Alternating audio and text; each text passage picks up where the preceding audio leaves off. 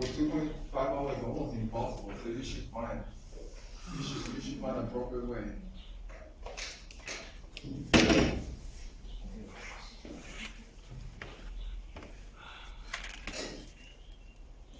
Just put them on the desk, and then or if you want, you can just get rid of my cover.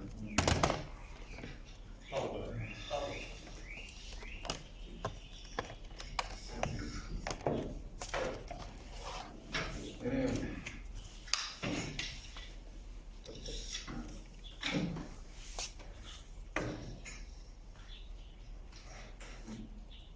Is it okay?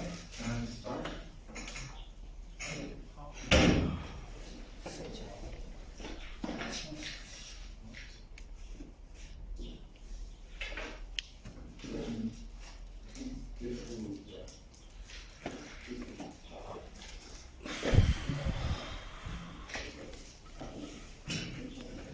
Okay, so let's get started. Not so many students around. Okay, so people are taking rest. Waiting for the people coming. Okay.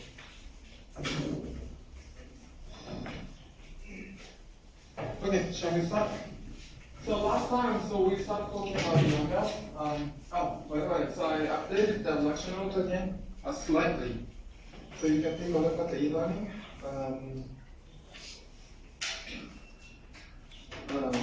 Yeah, e-learning. So last time we introduced the vector bundle, and we will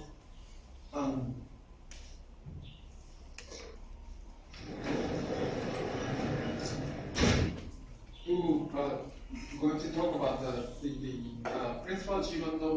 Today's goal is the principal G bundle.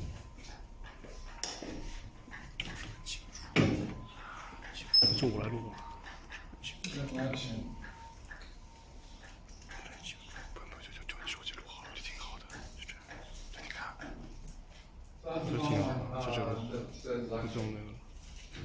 we're moving to the young males. So last time, we choose vector bundle, and then so we have on local patch, you have a trivialization. Just the trivialization of direct product u times alpha r times r. Then you have a transition function, which is by alpha beta, which satisfies this condition. And again, like in the tangent bundle, for cotangent bundle, you can just consider a section. So as I mentioned, so this E itself is the manifold. So you can just consider a map, but it's just a map, so the bottom map is given a two.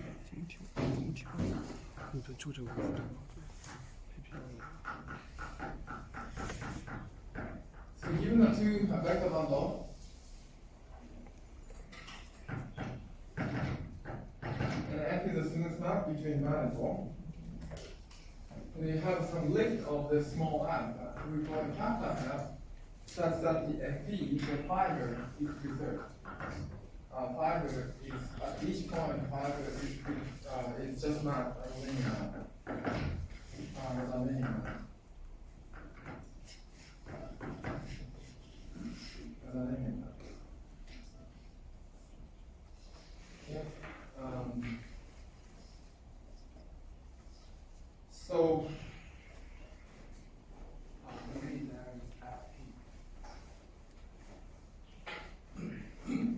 So FP is just F is restricted EP.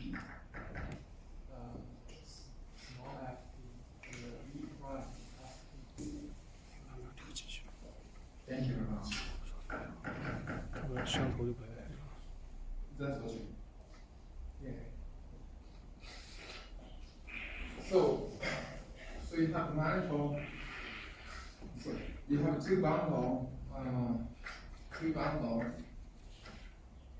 M is mapped to N prime, and this is mapped to NP, And each fiber, we call it EP, is mapped to f of p. The fiber is not linear. That's a lot of math.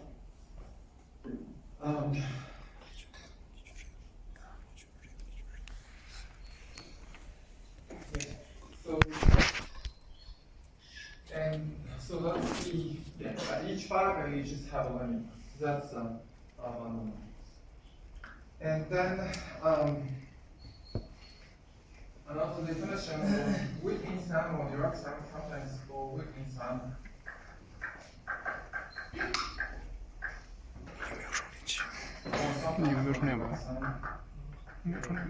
Or bundle is the given a two bundle, you can just consider, so given a two bundle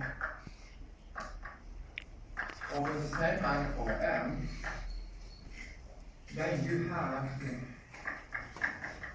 kind of notional direct sum of the bundle as a fiber wise,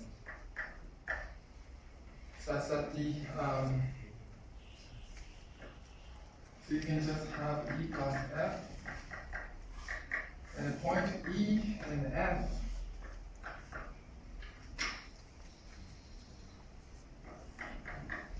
equals M,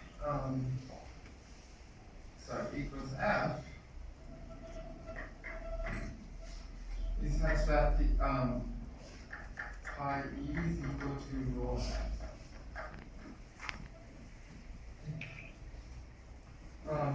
So you just consider the product space, given the product space, you just pick the point which map to the same point. So namely, this is pi and rho. So namely, we have manifold M, we have the same manifold M. So same manifold M, and E and F, E and F, and given point P, and pick a point P, the same point P, and then you just, as a final wise, you just take the direct sum, this EP and FP, and then you just take, at point P, you just take the direct sum of the linear space. That's so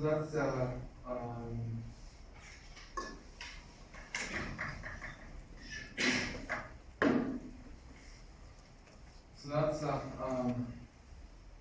construction for Wittgenstein.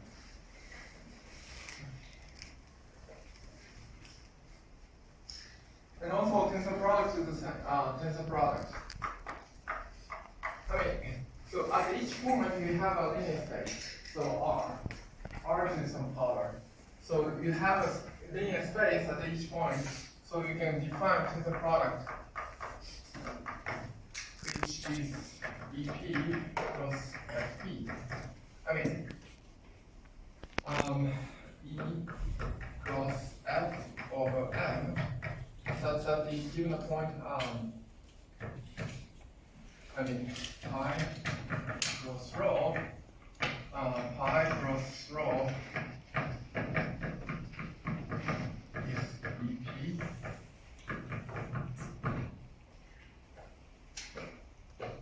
Okay, so that's the tensor product of a vector bundle. Okay, so for instance,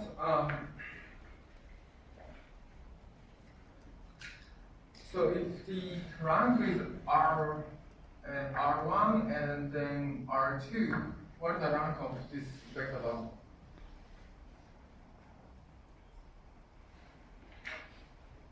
R1 plus R2. R1 plus R2. Okay. So what is the rank of this vector bundle? R1 times R2.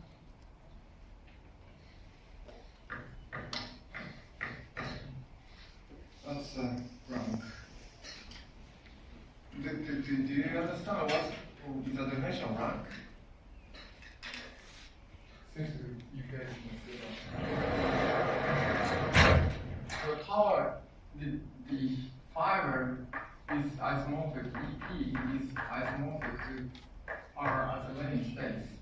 And this R is a rank of the vector.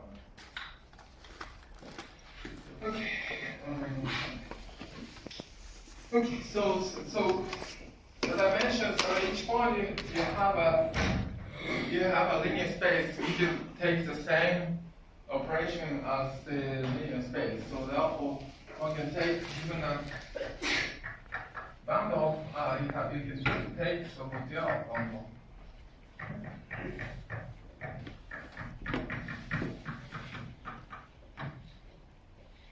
DL bundle such that at each point you have a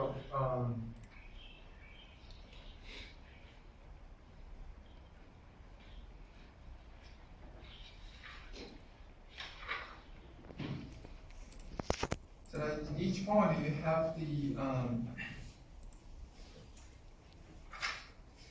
DL vector space. So E star is just a union. P is M, E P, and star. So this is the DL vector space. Vector space of EP. Okay. And then you have a different trivialization. So given a phi inverse U offer, okay, let's call this pi star. 小伙儿为什么学媒体啊？这个也是清楚。 Inverse U offer goes to U offer cross R to the R to the U offer. Okay. And this is T offer star. Yeah. And this is indeed actually a dual space. A dual space. You have to take a dual space. So once more.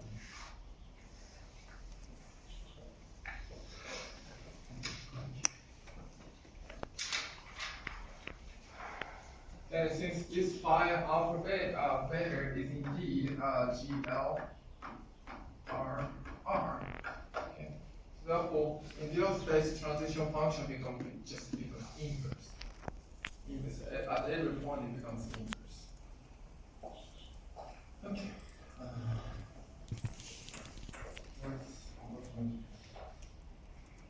Okay, so that's the operation one can do. Vector bundle. And another important thing is as follows: the pullback. You can do the pullback of bundle. You have a vector bundle, and so the manifold n is a smooth map. If you have a smooth map, you can just pull back the bundle by F star. You can, using this smooth map, you can pull back the E to F star E of the manifold n. Manifold n. And there's again bundle map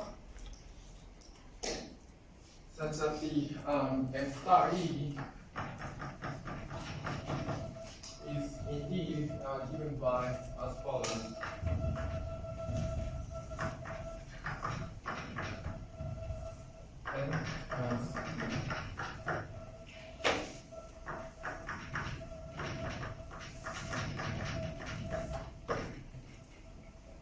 That's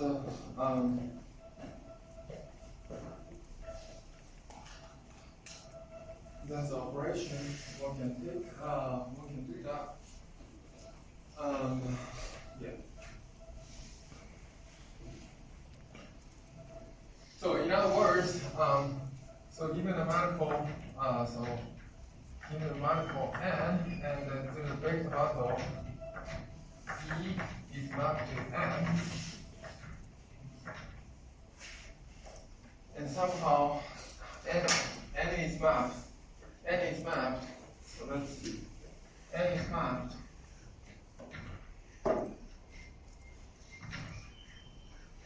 So n is mapped by n some way.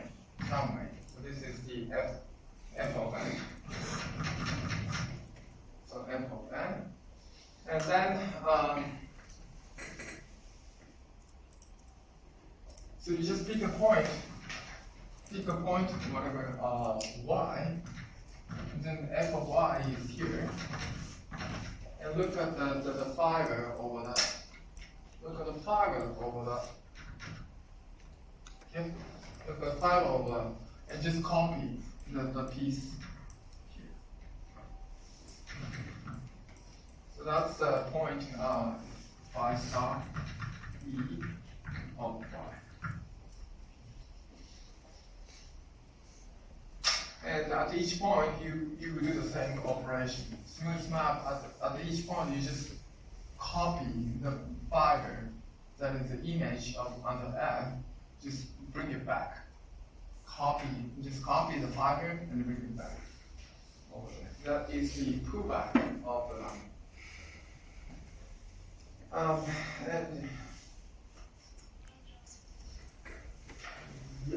And then here, the projection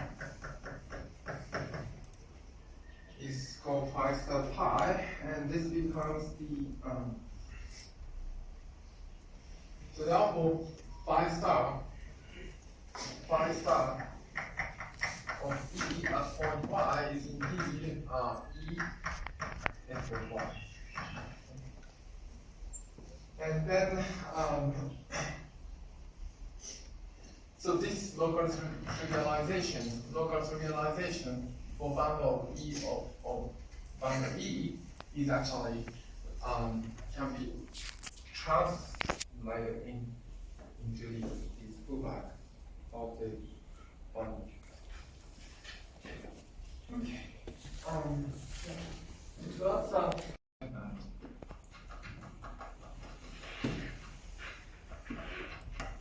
okay. So that's we can introduce such operations. Okay. So we can do the same thing for vector bundle. So we can just introduce the GP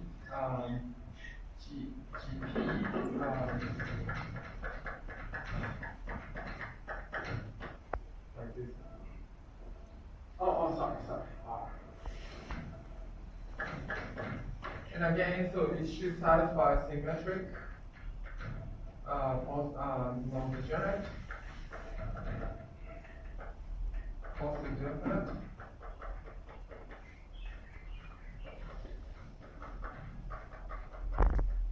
But the point.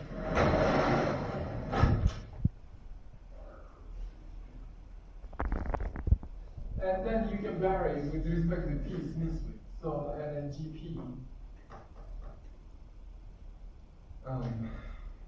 is differentiable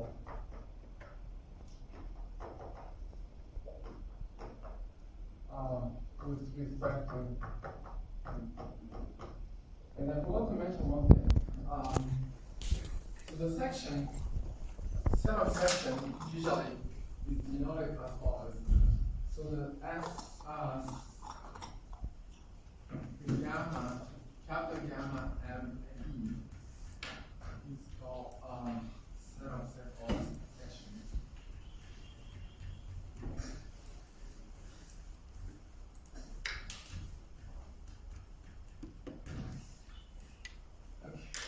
Okay. Usually this is notation. So therefore, in general, so you have section E times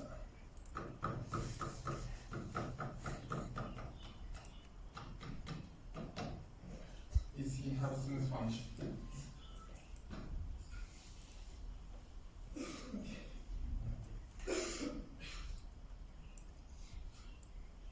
So yeah, so this is the construction for the metric. And then let me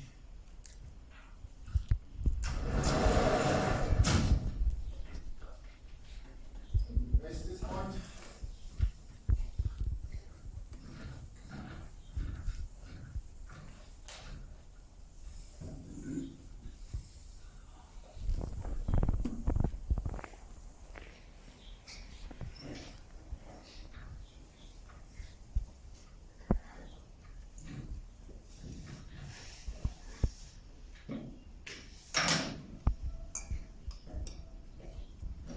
then we can further generalize. So for given a metric, so in tangent bundle, so Riemannian metric, given a Riemannian metric, so Tm, okay, so M and G are the Riemannian manifold. At each point you can define E1 equals to En. So this is also normal prime. One can at each point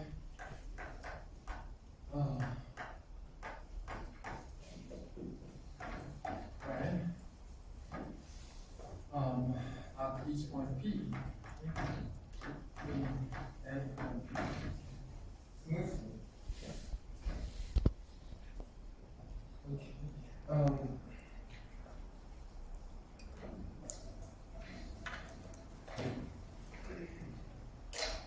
So likewise, one can just define. So let me write down the basic notion. So this is M. At each point you have fiber. At each point you have a fiber. At each point you have a fiber, and you can just given a metric. So if you introduce a metric on a bundle, so one can just define the orthonormal frame E1 and E2 and so on. This is an orthonormal frame on each point EP. So during the point P, you have a fiber EP, and this you can introduce an orthonormal frame, and you can vary smoothly. So therefore, in that case, you can just bundle map. So given a bundle map, so this is U alpha. You can take U alpha and another. No bundle map. Sorry. Transition map. U beta. Okay. At some point.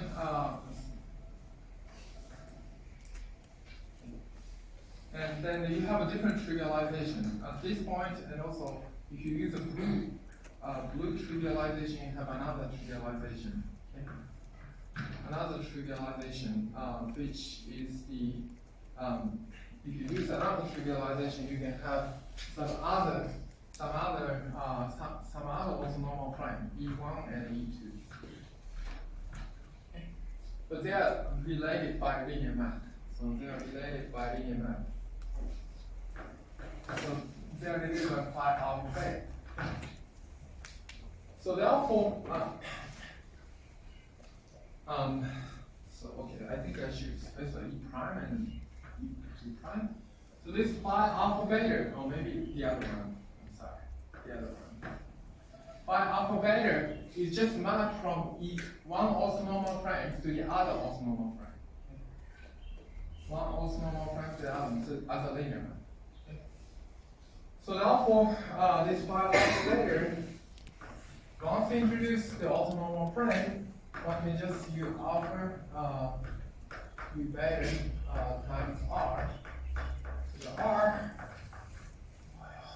U alpha U beta times R. But now Q and B is not to Q and B. Oh, I think is Q alpha U beta first. But now alpha beta of Q and B. But this B can be written in terms of linear combination of E1 and E2. And this guy can be written linear combination of E1 prime and E2 prime. So therefore, so this phi alpha beta can be taken also from a group of R. Also a group of R. So it preserves the frame, orthonormal frame. So it's just rotation at each point. So this is, did I tell you this one is called structure group? This is called structure group.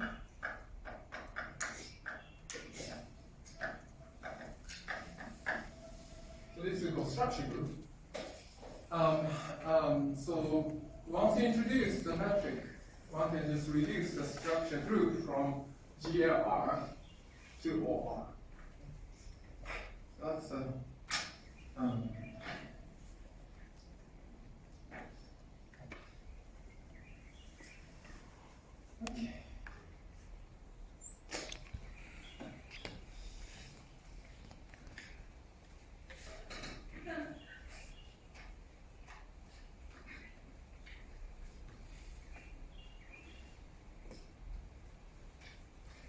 So this notion can be generalized to any G. So let's talk about the G bundle.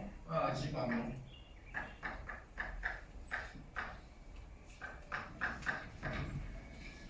So G bundle is the structure group is restricted G.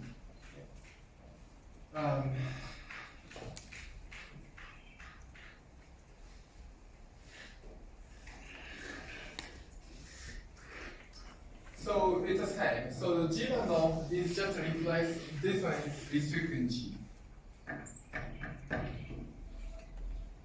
So everything is the same, but the transition function for alpha beta is sits in the G. Or more precisely, the representation of the G. So given the role, G is not to G dot D. Sorry. G L R R. Okay. So this is for representation.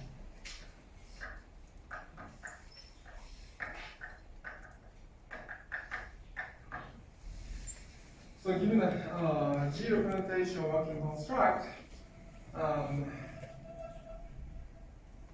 such that the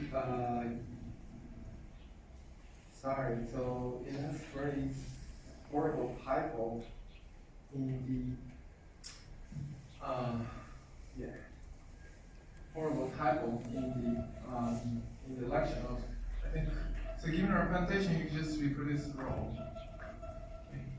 So phi alpha beta is an element in G, and it's just not under the representation. That's the construction one can take. Okay. So that's what G bundle. And we are going to talk about some so similar thing to construct the principal G bundle.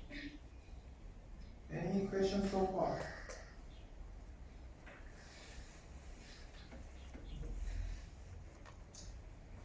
Okay, so let me move on to the have you ever learned the representation of B group G? You haven't learned it yet. For instance, representation it's going to be algebraic. So SU and SU2. You have SU2. You have a spin J representation. Spin J representation. A spin J representation. Do you know that? You learn quantum mechanics, right? So it's a level of the algebra. It's a level of the algebra. I'm going to talk about. But level Lie group, you can just take the exponentiate. So if you have this, if you have an element of the algebra, it becomes simple if you exponentiate. The algebra is SU2 is again J1, J2. I mean, this lecture we already introduced a number of times, so it's SU2 the algebra. I, JK, JK. This is SU2 the algebra. And then spin J representation. Spin J representation is the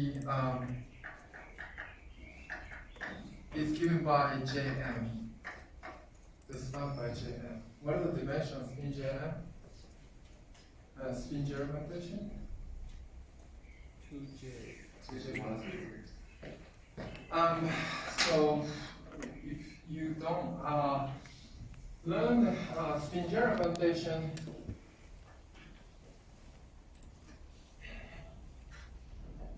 I can explain to you. So, I mean, you already learned J square is indeed J1 square plus J2 square plus J3 square. And then, so J square acts on J and N is J plus 1. That's what you learn in quantum mechanics. And J3 is J and N. And of course, I already set the H value to 1. I don't like the H bar, to be honest. H bar, I don't like the H bar, so I just put the H bar to be 1.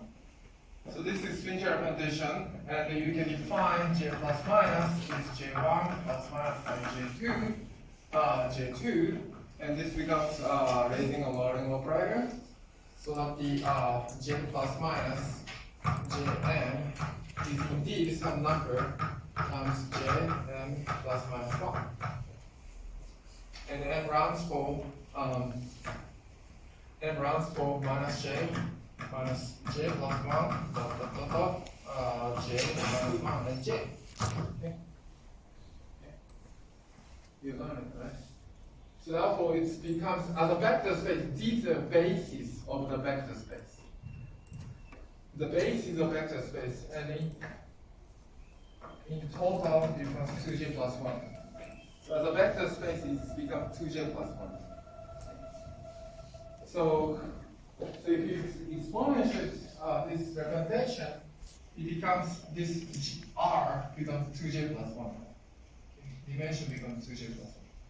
So even though SC2 matrix is just a matrix between alpha, beta, what was that? Minus beta bar, alpha, right? Alpha bar. So that's a 2 by 2 matrix, complex 2 by 2 matrix. But under the representation, one can construct the matrix 2J plus 1, okay? Depending on J. So using this just for representation, given a group that acts on some vector space, that's for linear representation. Okay, so that's G bundle, and we're going to talk about the principal G bundle.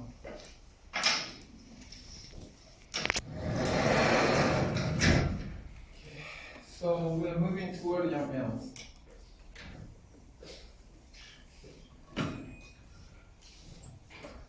The reason why I keep this blackboard is just try to compare vector bundle and G bundle.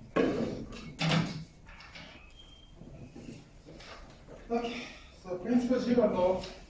So now the previous vector bundle is bundle, vector bundle. Vector bundle means pi is a vector space. Essentially R is some power R. Okay. Principal G bundle is fiber is no longer vector.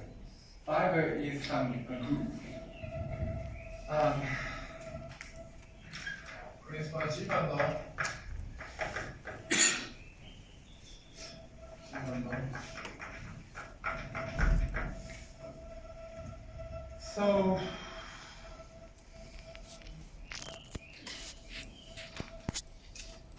So in general, you can just consider a fiber can be any manifold indeed. So sometimes fiber can, the bundle, I don't know. How do you write bundle in Chinese? In Japanese, like this way. Is it true in China? Can you write that? Can anybody write that? How do you write in Chinese? You can write down, just come. I don't know, how do you write? Huh? It's the same. Okay, so my handwriting is horrible. That's why you can take. You cannot understand what I have heard. So bundle is just correction of some manifold. So the vector bundle is the most simplest one. Okay. The collection is some manifold. So the vector bundle is the most simplest one. The fiber can be any manifold. But the next simplest one is take some Lie group. So the fiber can. So in general, mathematician can think anything. So any manifold. any manifold over fiber. But the next simplest thing is just a fiber sheet. Fiber is the group.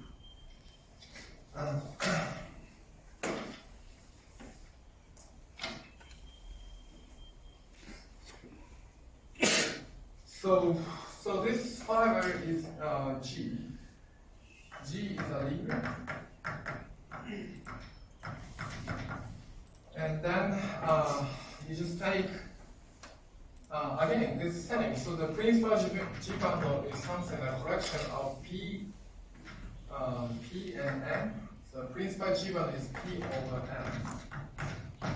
And again, you take some open patch you offer, and pi is a projection, and this pre-image you offer is just a trivialization between G.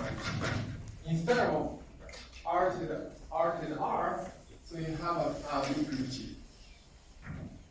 And then you have projection. Okay. So we can do the same thing. So now instead of writing this the vector space, so just try to give you some flavor of the vector bundle. So M is the G bundle. M is in here, and the fiber is something like some fiber is something like at a given point you have a fiber. You have a point P, the fiber P is indeed that the same as we can want to be at least G. Or you can just identify as a physicist, and then you can use a bit sloppy or abusing notation. So this blue, at each fiber you have a compact Lie group, or maybe in general more compact. Compact Lie group, and then so therefore you have some open patch. So let's take the open patch. So let's take open patch. You offer the pre-image. Oh my goodness, this choke is not that good. Open patch.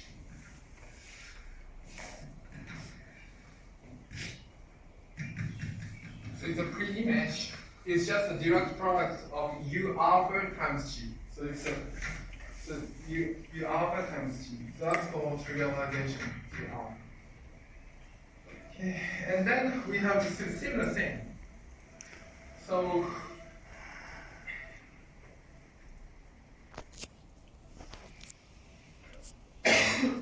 then T beta. Sorry. My lecture note somehow it keeps changing in notation. Okay, I will change my lecture note later. Sorry, my connections are not this horrible.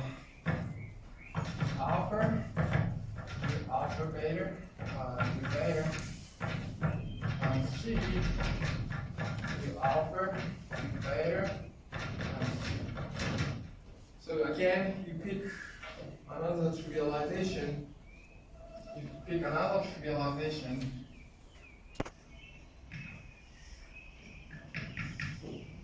Or maybe just a bit different way of writing like this way.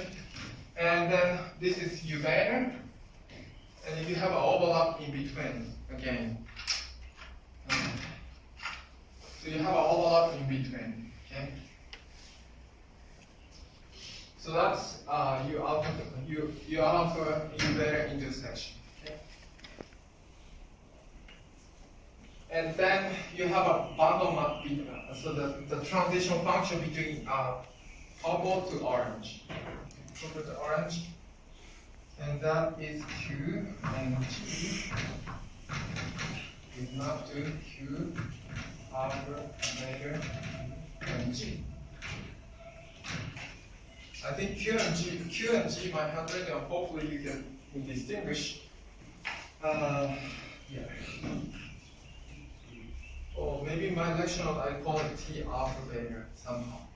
And it's the same thing. Phi alpha beta is the same thing.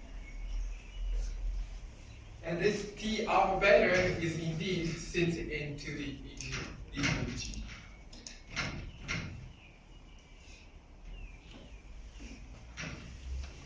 So E group G sits into each group G. And G is called, again, it's called the structure group. Also structure group. Okay, so that's the principal achievement of what we have.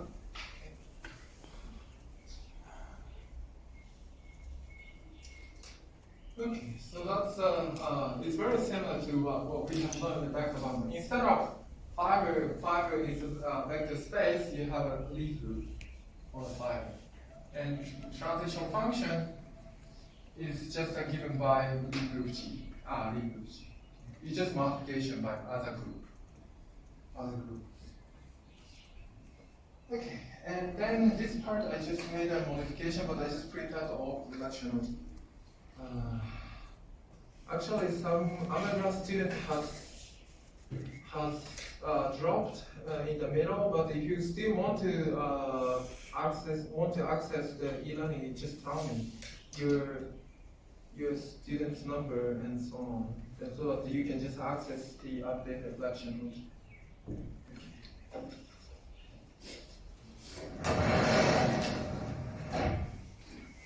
So.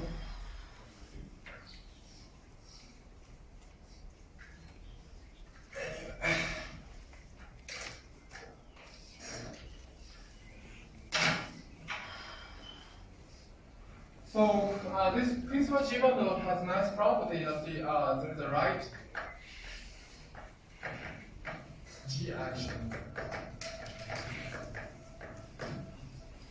The right G action is as follows. So given an element in G, such that the right G action acts on principal G bundle P. In such way that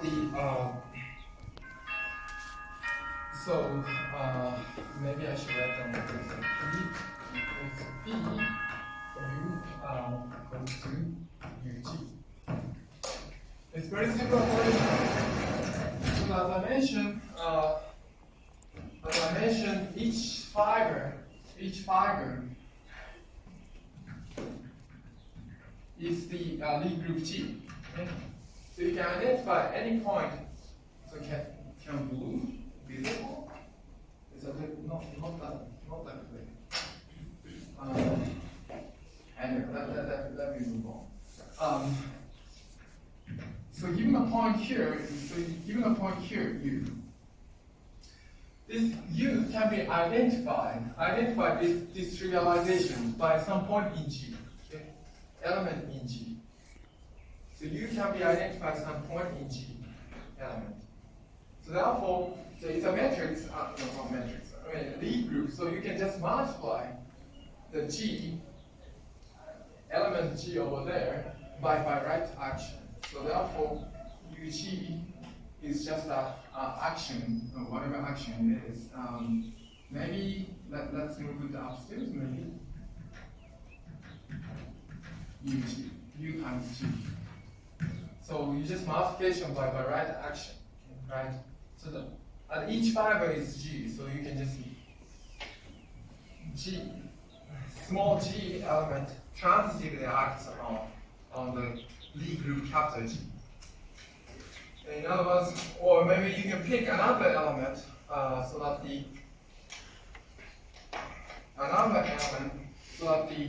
if you pick another element, you can just move to some other element. H, where H is and that's right G action. So you can pick any element of G, Lie group G, such that you can act the G on the principal G bundle from right on each fiber as a transitive G action. G action. And then I just updated lecture note. Okay. And then again, so trivial G bundle is, oh my goodness.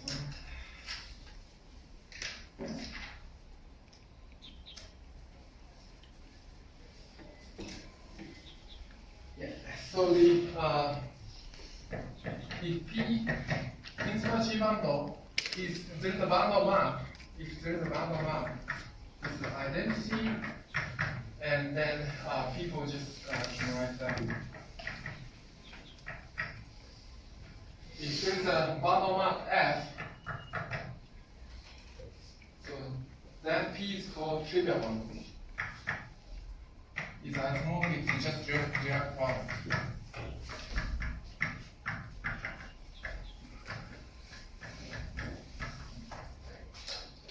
Okay. I didn't mention the. Seems like my lecture note didn't say anything about the. Didn't say anything about the classification bundle, but so let's move back to the previous case. So we consider bundle map, and for instance, if we have M and M, and there's another vector bundle E and F, and this F is a diffeomorphism.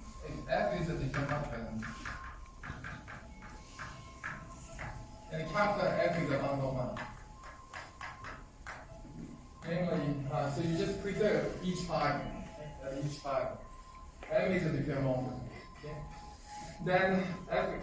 Oh, sorry. I think I should use E prime. E prime. Then E and E prime are called isomorphic as a bundle. It's isomorphic. I will add this one to the lecture notes. Sorry, I didn't include it in isomorphic. So you cannot distinguish as a topological. You cannot distinguish in E prime so much. It's the same object you can consider. Likewise, here if you have identity map, it's just obviously diffeomorphism, and the P can be just mapped to the as a map. Just direct product N plus G. So then this is called the trivial.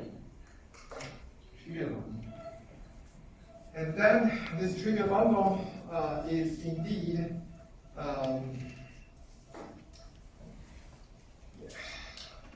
so there's a proposition or whatever you call it. If the bundle P again, sorry, P of M is the principal G bundle, S is a section.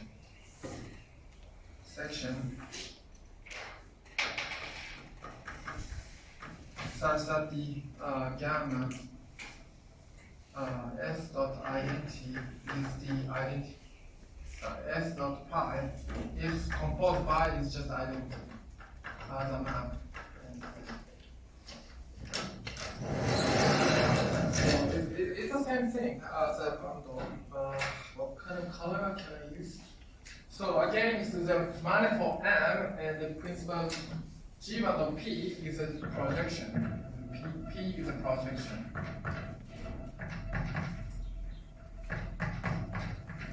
Okay.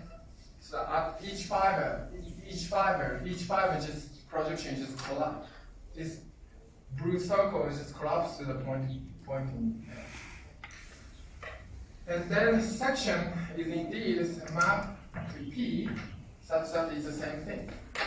Again, at each point, you just map to some point in fiber.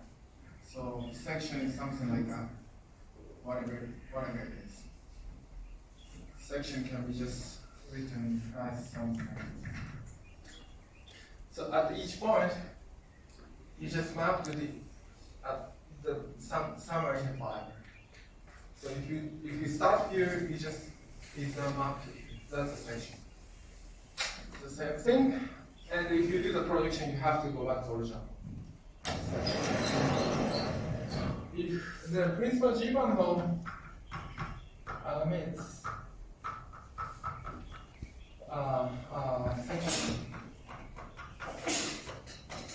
section, then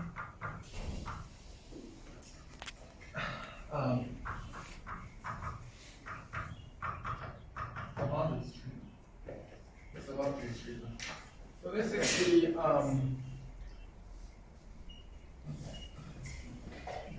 so that's the difference between, indeed, that's a very different thing between, I would say,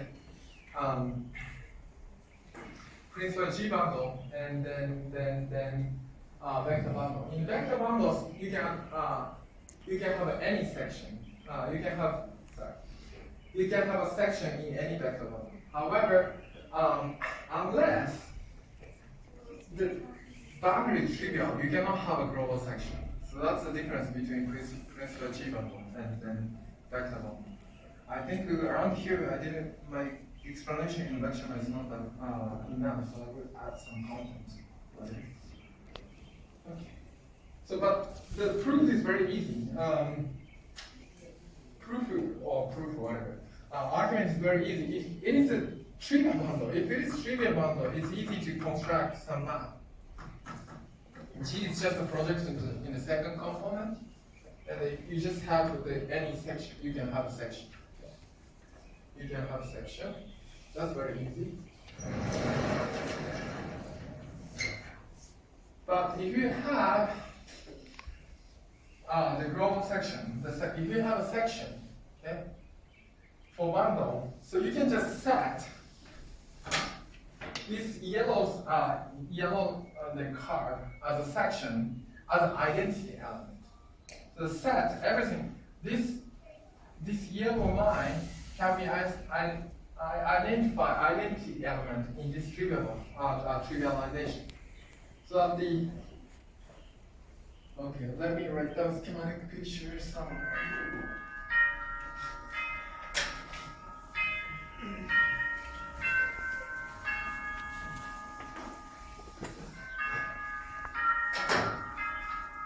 So you have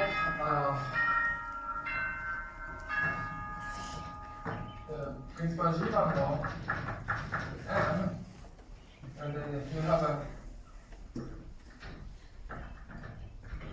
this is the product M plus G as the trivial bundle, and then you just identify through the section here. If you have a section here, you just set this yellow line as identity of the identity in G, identity element in G. So you just set by diffeomorphism, there's a right G action. You can just always bring by using G action to the identity element. You just set. So at the given point M,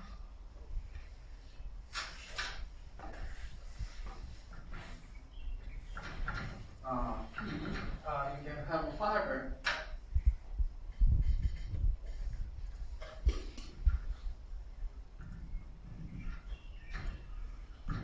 You can have fiber, and then, so this section will move point P to this point. So this S of P.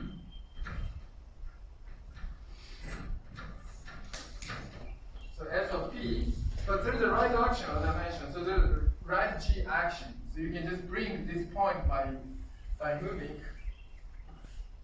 this section point P to the identity element. Then everything by right G action, using right G action, you can set everything in identity element. In the identity element in G. So then the bundle really look like the direct product M cross G. So that's how you identify the principal G bundle to the direct product.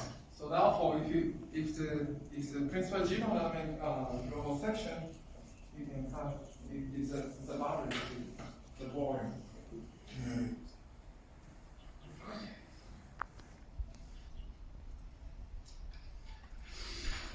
Okay. So let's move on to, I just talked about associated bundle. I mean, you can take a look at it if you're interested. I mean, in physics, I mean, if you go to the, okay, just let's briefly talk about this.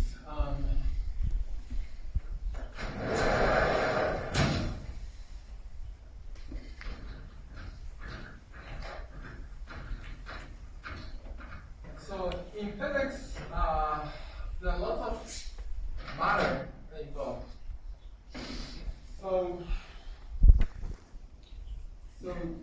given a principal G model, so P of M is a principal G model, and then one can construct so-called the representation. Rho is a representation to G. Let's see. Some matrix G L. So yeah, I think I prefer G L.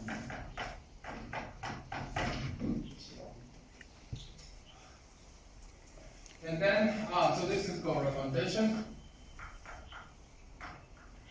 I briefly explain what the representation means. And one can construct so-called associated G bundle, associated bundle. So from here, one can construct associated vector bundle. So V is a vector space. V is a vector space. Namely, so V is isomorphic to some orthogonal. So then when we construct a associated vector bundle, we call it usually P cross rho P equals rho P.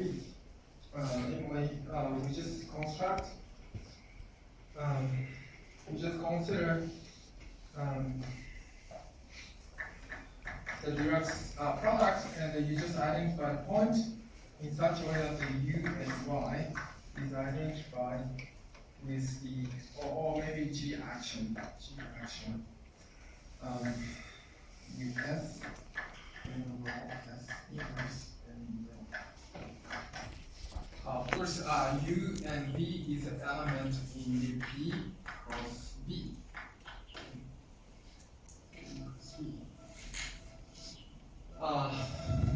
So you have principal G bundle and some vector space V. Vector space V, and then you have principal G bundle. And each fiber, you can have these D group G, and you have a point U, and a point Y. I call it Y. Point Y here, and now so we have the G action or right G action on the fiber. So you can just move to some point, which I call U, and then UF. I call it UF. And then there is a representation that acts on this point to some other point. This I call rho S inverse and Y. Okay. And if you consider the product between the principal G bundle and the vector space, you can just identify this yellow point and this purple point by equivalence relation. So you can identify. So therefore,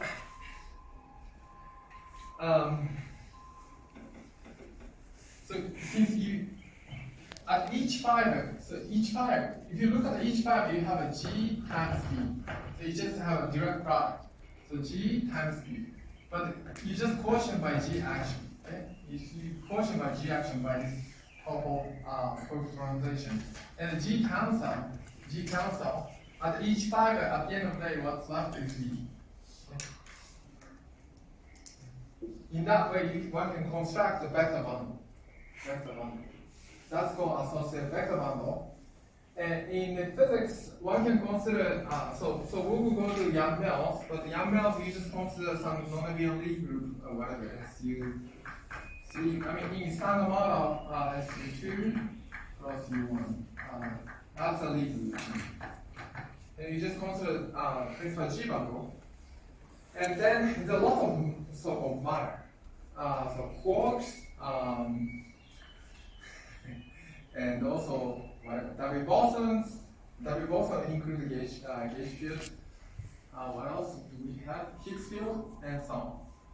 That is indeed under representation of the gauge field. So that's indeed most of them in standard model is under the that's called fundamental representation. Most of them are fundamental representation. But in physics, we consider not only standard model but also many physical models. But you can change the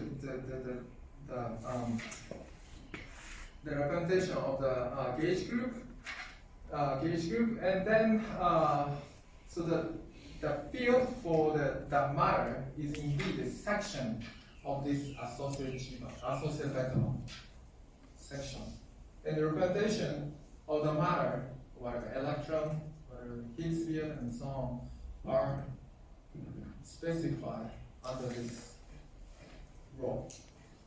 So the G is a gauge group. So I mean, some of them take the QFT course. So this you have the connection, I'm going to introduce the connection from now. But you have a partial derivative with some gauge field, under which the matter field is coupled. Matter field is coupled for gauge field under representation role. Okay. So this mu is a representation of the gauge group.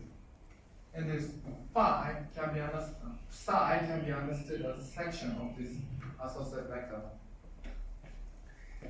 Okay, so that's the, how you construct a matter field in physics. Okay, so let's it's a bit early, let's take a break. Yeah, this you got.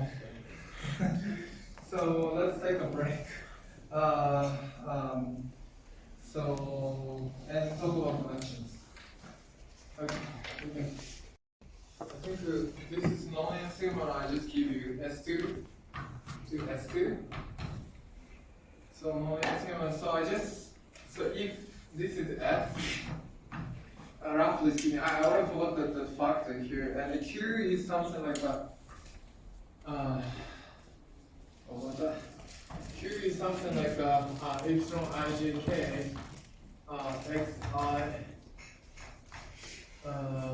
m xj and xk epsilon m. Okay. And if you show Q is integer, it's 1 point. If you show S is greater than Q, 1 point. And if you show the configuration that saturates the bound between S equal to Q, you get the 1 point. And most of the people do not construct. Actually, only one student can construct. Can construct the explicit configuration S is equal to Q. The configuration should depend on integer Q. So some people just show that it's locally homomorphic. That's true, but the entire configuration, locally that's true. But the global configuration should depend on this cap integer Q.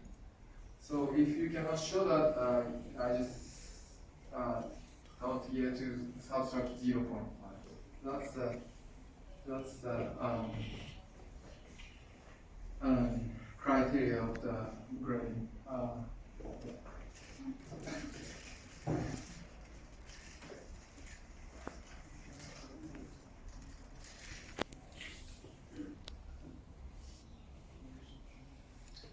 Anyway, so these are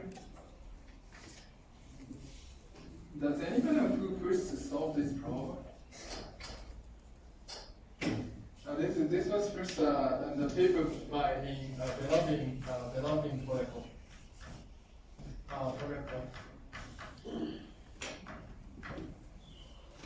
In I think around 80 early to what? Or to consider this configuration.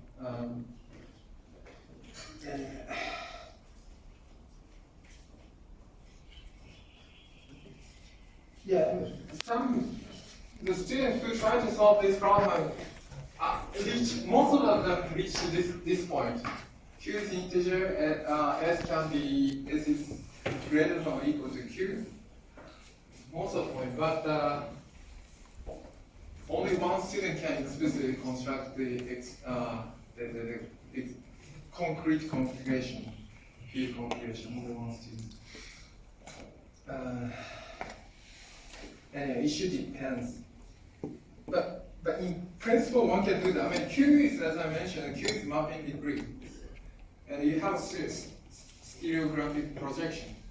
And in the problem, I just give you the Z goes to Z to the Q is indeed the mapping across Q. So if you use the stereographic projection, one can construct the explicit configuration. Indeed. That was the problem. Let me go to this one and then start rating.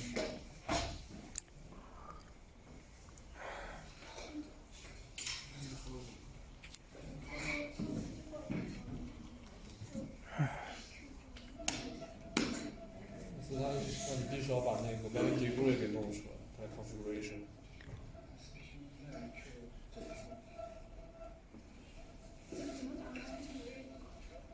就是你要是type projection，把它投影到那个平面上。就是我在那个他写的，他是哪种？你昨晚上应该跟我说一声的，我还去自己试了，我还去了趟自己试，结果就忘了，你也没记得。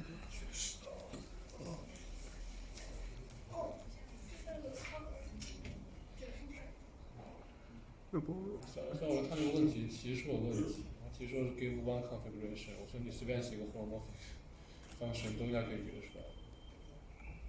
所以他这个是这个。mapping degree 这个是 general 的情况，就是写个 fc 等于 z， 你其实给出来也可以。所以我当时就给出来一个。他 general 的这个。就是答不对是那个。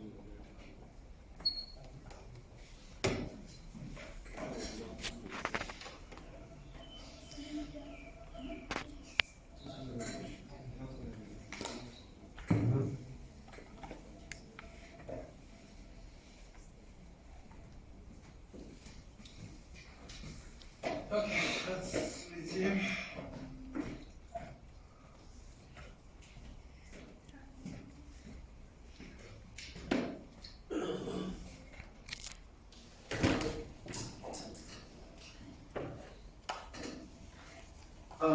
So, if you want me to add your student number, you just drop in the middle, just tell me the region, or whatever method.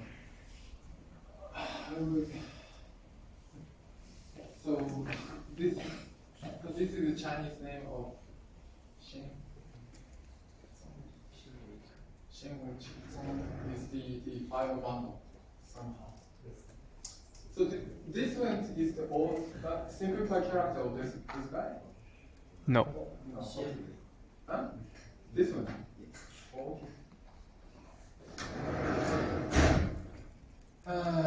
Let's see where can I erase. I'm going to talk about the oh. So you know how to record, okay.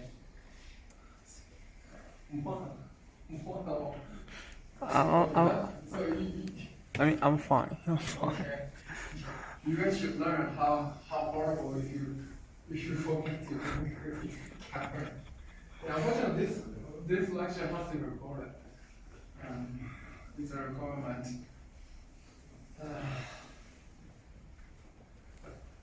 Okay, so let's talk about culture connection that appear in the MLs. So,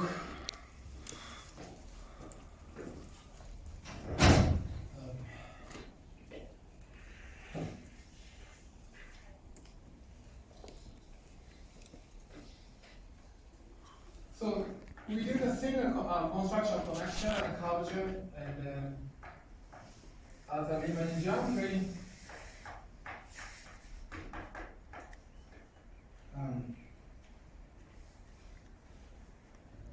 So given a vector bundle E of n, so you have a section. So now, so this is the connection, which is that the vector space has vector fields and the section of E and such that it goes to the same as n. So I'm going to use simplified notation. This is the gamma E is a section of the section of the vector bundle, and of course this is the vector space. Vector field is the section of tangent bundle. We satisfy following. It's very similar to the what we have learned in the Riemann geometry. You just replace this guy. This guy used to be just a tangent vector and vector field. Sorry, vector. Oh gosh, my brain is not working. And then it's very similar construction to a Leibniz rule.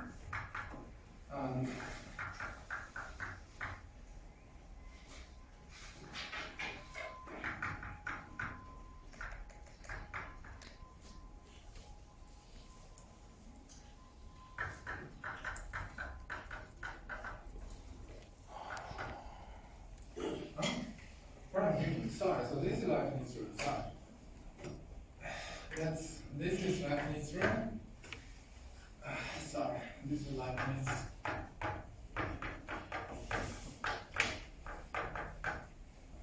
And then 2 is the. Oh, what are you doing? Sorry, I'm very sorry.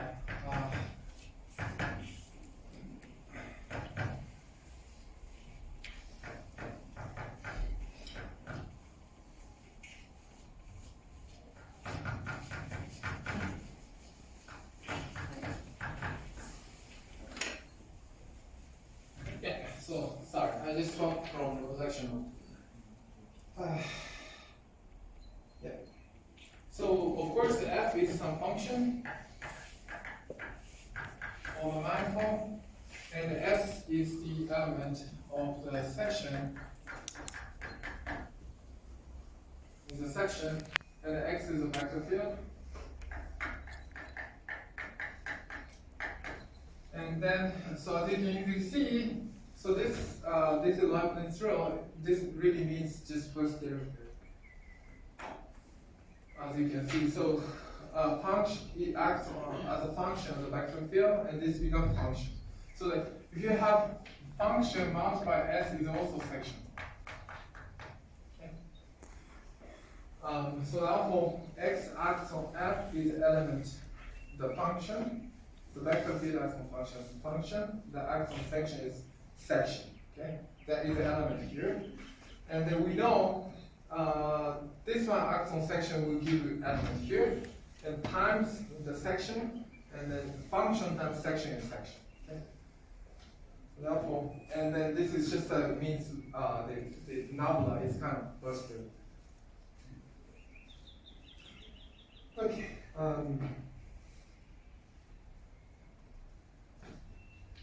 So that's a connection.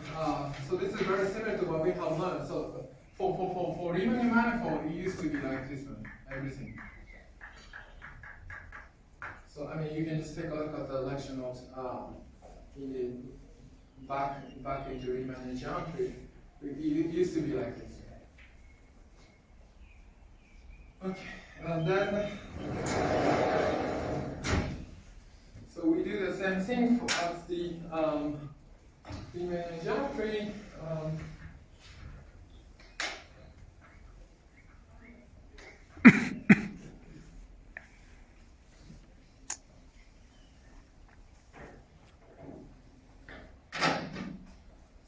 one can introduce this metric on a vector bundle so that the one thing introduced G is the metric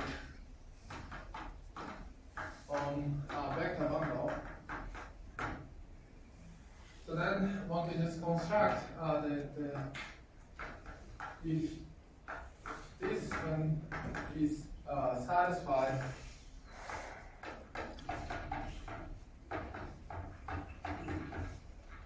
it's the same as the linear geometry. It's really same. S1 and S2 are a section of the vector bundle, and G is a metric, and X is of course the tangent vector field. So vector field, and then so G will give you the inner product between section of the vector bundle. So that if you take a metric, if you the inner product, you get the. So what's this element? So what's this element? Element of what?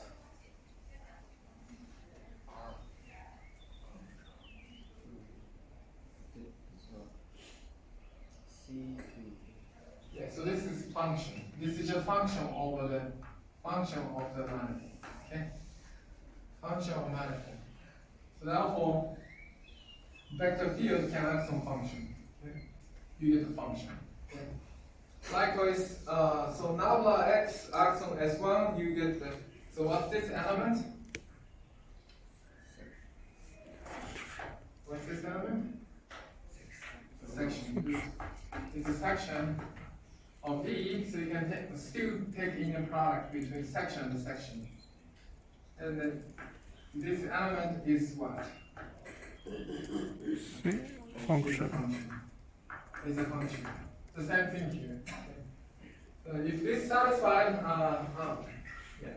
I mean, if you're reading a mathematics book, I mean, you have to understand each step and what it means.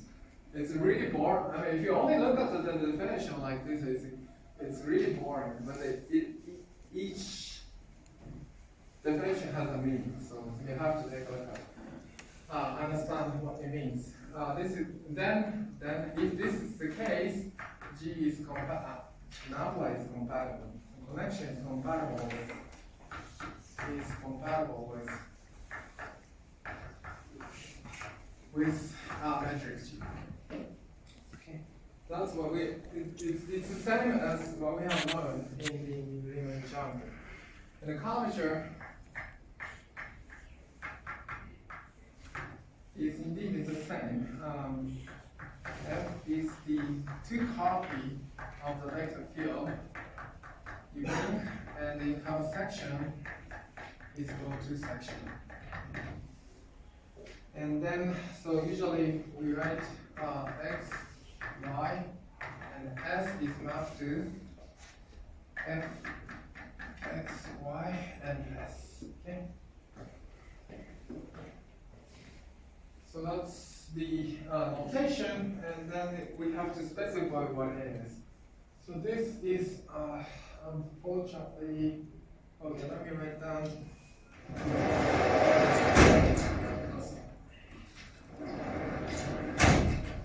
So f s is nabla x, nabla y, s, I think.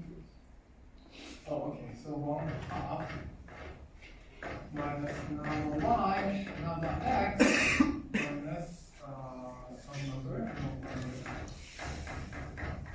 It's the same as what we have seen in Riemann geometry. Of course, Riemann geometry, you have to replace E as a tangent bundle. Okay. If you replace E as a tangent bundle, it becomes just a section vector field. Okay. If you replace it. But it's exactly the same as the Riemannian curvature. And then they satisfy the following conditions. So as you can easily see, one is the x, y, y. S is equal to f by x s, and 2, it's more like a 2 f fx g y gy, and hs is f g h f x y s. Okay, of course, this is 1. F g h is a function.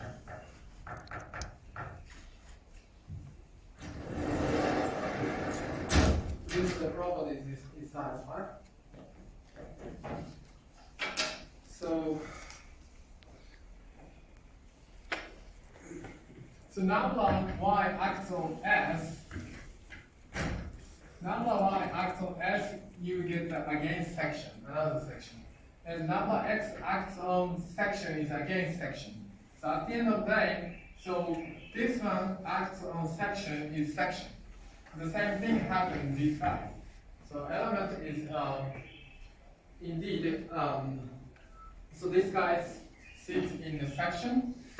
And moreover, if you multiply a function, it just becomes multiplied overall as an overall factor. And then, which is very different from what we have seen here. Okay? So here, if you multiply a function on some section, so if you multiply a function section, you have to obey Leibniz rule. Okay? You have to obey Leibniz rule. So there is an extra factor that show up due to the vector field. You understand? However, if you define like this second derivative in anti-symmetric way, this guy will cancel. So x and another y will show up. And you have anti-symmetric product will cancel this guy. So at the end of the day, this extra piece will cancel. And it just becomes overall. So you have to check by yourself.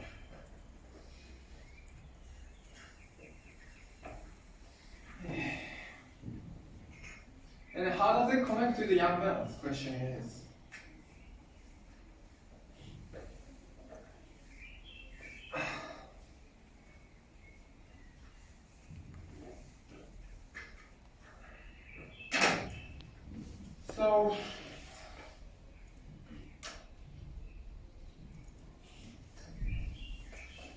So now also we take some basis of section. So dimensions we have, so given a manifold M, at each point you have fiber. So EP, okay? And then, let me write that in the bottom way. So, so then section, so you can just take some, I think purple is hard to read, so let's use yellow. So you can just take some frame, or it can be also normal, or S1, S2, and SR, and which can move smoothly. So local part, you have open neighborhood P, you can take some basis as a vector space. This is vector space, so this is R to the R. Okay, so therefore one can take basis. With this basis, I mean it's very similar to what we have done in the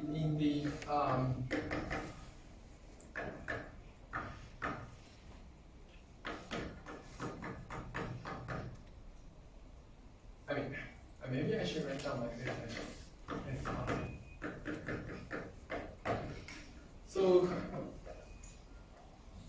again, as I mentioned, so this nabla acts on section, you get another section. Okay? So nabla of x acts on section, you get another section. This section is written as a linear combination of these bases, S1 to SR. So it can be written as a linear combination of SI. Okay? And the coefficient is just written by the matrix A. Okay? That's how we express. And similarly, so we can do the same exercise for curvature. And moreover, so this A is indeed, so this Aij is the some matrix value. Aij, so Aij is one form of P and its matrix value.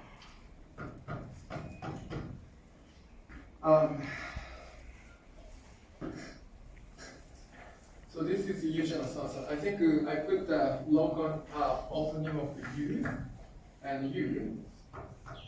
The reason why it's one form is that it can pair with the vector field. Okay?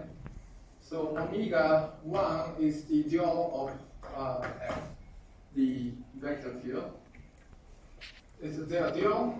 So therefore, if you pair with the vector field, you become some function over U. Then you still have a matrix value. So Ij is a matrix entry, specified matrix entry. Therefore, this means the matrix value. GR is just R by R matrix. I think you guys saw this homework, right? The definition of GL. So anyway. Okay, so then we can do the same thing for curvature. So if you the curvature, so xy axis section, you get another section. This section can be written as a linear combination of these guys. So therefore, this can be written I is equal to 1 to R plus I F I J X Y. And this Fij is indeed sits in the two form now. So now two form can be paired X and Y. So two vector field. And it's anti-symmetric. So we already knew that it's anti-symmetric on the exchange of X and Y. Okay? That's the definition of the curvature. So therefore, it should be two form of U and its matrix value.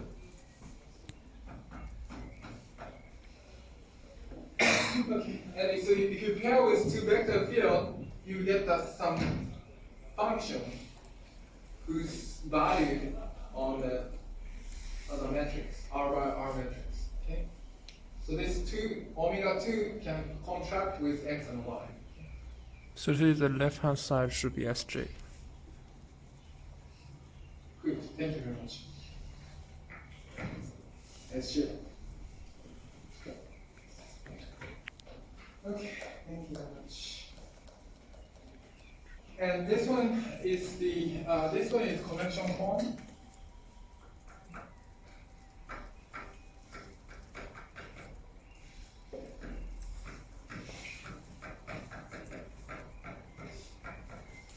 And this one is called culture form.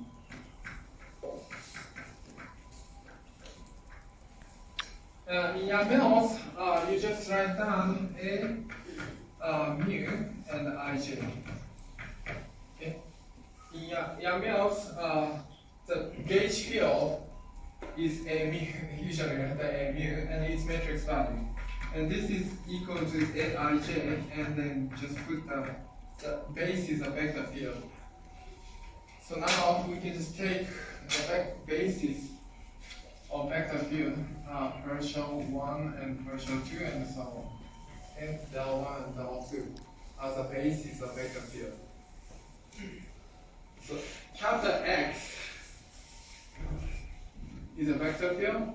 So once you take some basis of the local coordinate, and mu is just a contraction between one form and vector field, and you get the M. And its matrix value. So that's the Yamini's field. Yamini's gauge field. And the same thing happened in here. Fij, partial mu, and that F mu, I and J. Okay. So partial mu are the vector field on this open patch.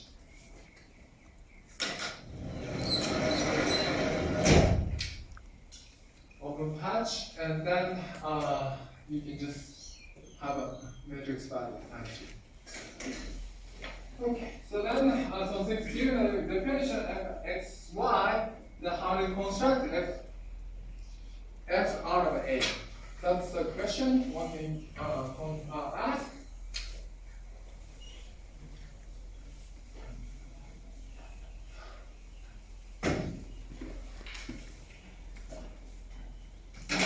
So now,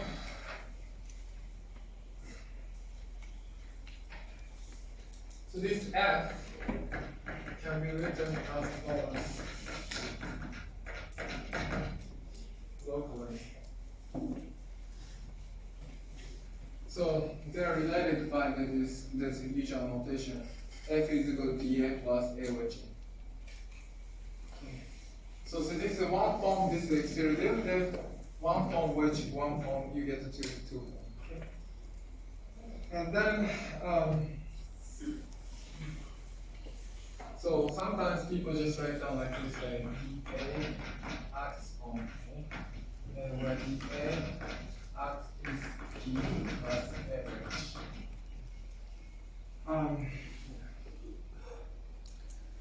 And then furthermore, so the coefficient size of the element NT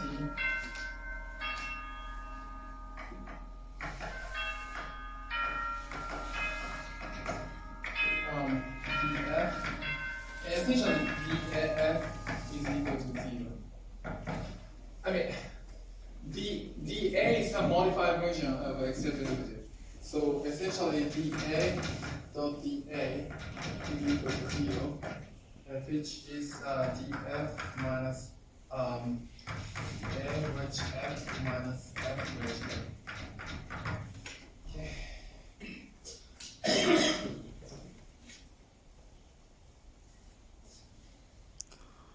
So that's the case.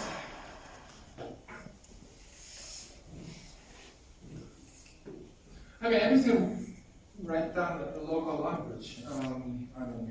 I already write down local language. For instance, if S can be written as sum of Si, S can be written as sum of Sj, Bj of X, J runs from 1 to R, then,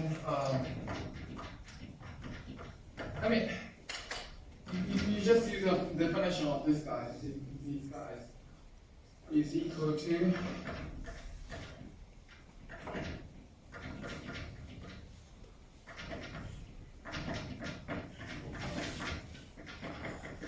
that's why it's important to write down the definition. Just do the what we have learned from here. Read the definition. The first one is just the act in Persian unit act on Bj. Sj. So this one is indeed corresponds to this guy. This guy. And next one is just given by Bj.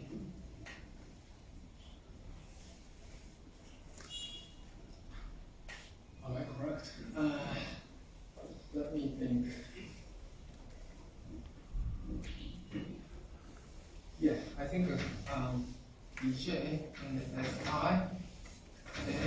Ij, and then Bj.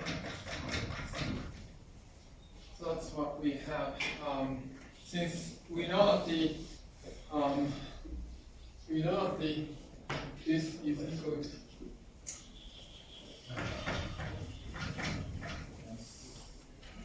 J, Sj is indeed Si and Ij of partial mu, and this is I and mu and I. That's what we have. And times Bj. I just write down different order, but so this is the case.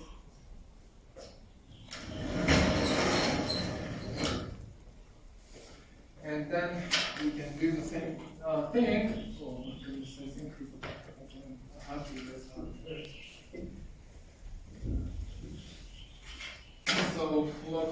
experiment, what you have is f.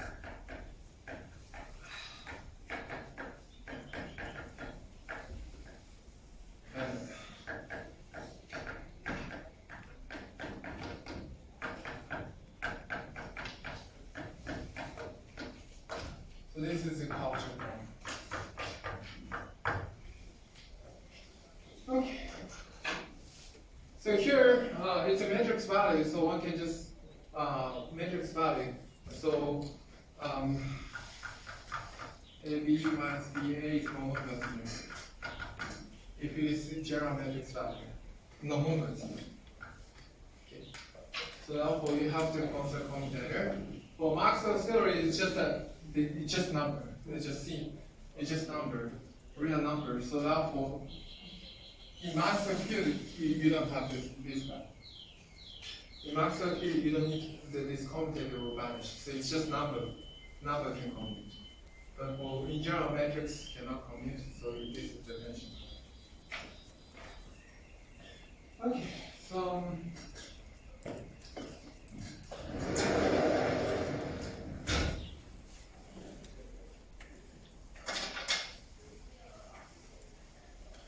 So let me erase here.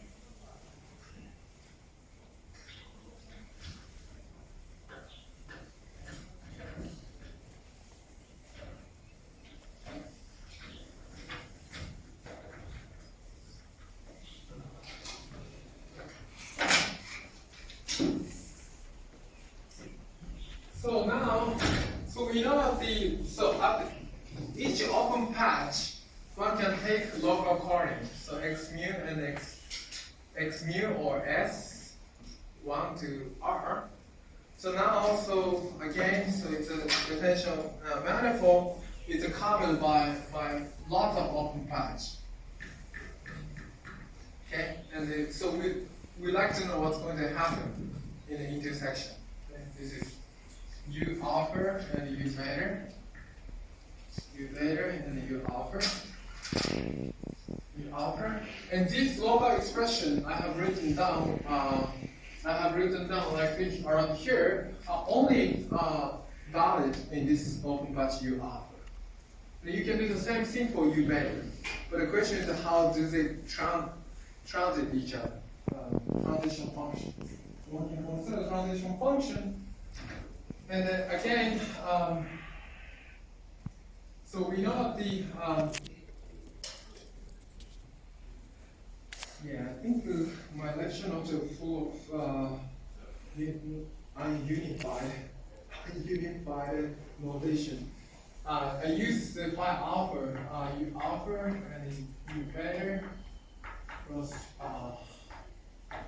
RR to u alpha, u beta plus RR, and usually physicists you use G alpha beta, not phi alpha beta. So in my lecture note, I will change everything to G alpha beta later. Sorry, my lectures around here is just messy. I will. So I use phi alpha beta, but I changed the notation. Okay, I will change later. It's G alpha beta. So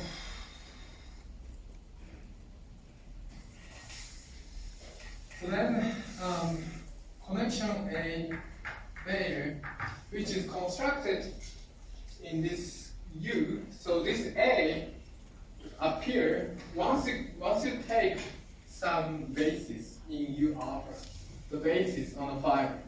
Then here, even group part, one can take another basis. Okay, so in the group part, you have a fiber, and you can have another basis.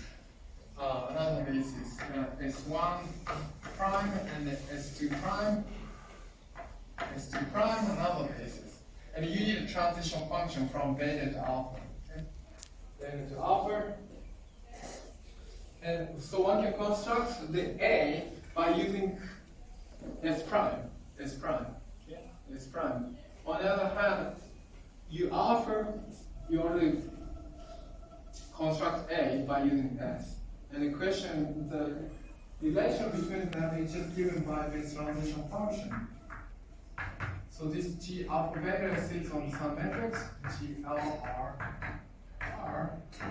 some matrix A alpha G alpha beta, and then G alpha beta inverse DG alpha beta. So A alpha is constructed by Si prime on U beta, and A alpha is constructed by Si on U alpha. And the relation between them is given by this transition function. Transition function as a matrix. And the derivation is a whole. And then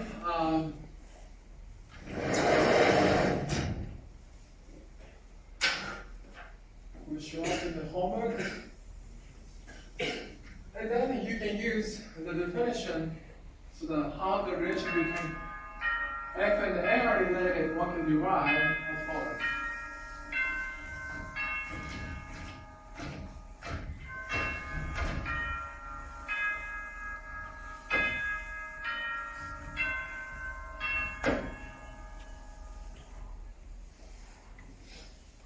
So, as I mentioned, the Maxwell field. So Maxwell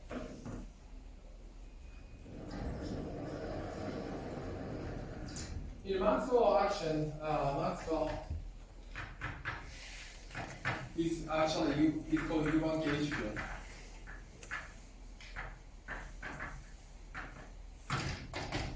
So it describes U1 gauge field. So therefore, structure group is reduces to U1. Now for G alpha beta is some number e to the I say. Okay, maybe I alpha lambda x. I mean, this is usually right like this.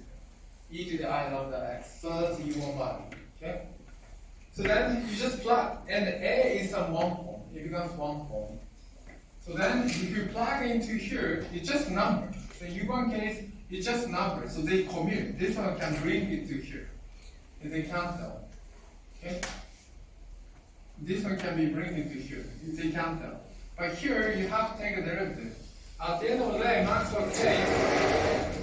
So this connection is usually physicists write down like this way. Mu is equal to a mu. So since this one can bring it to here, because they commute in the case of U1 plus partial mu lambda. Depending on how you include I or so. Anyway, so this is the G inverse. Okay, let's put I. It's just notation.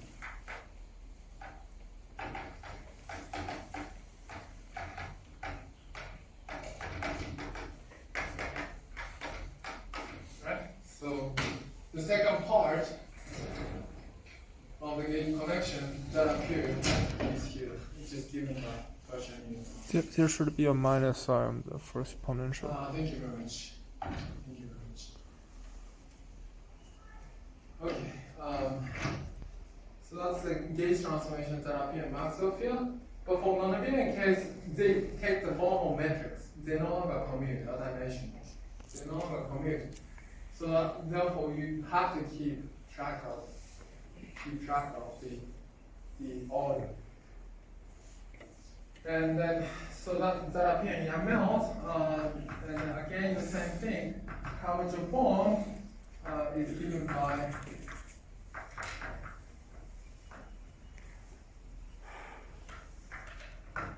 so the relation between curvature form,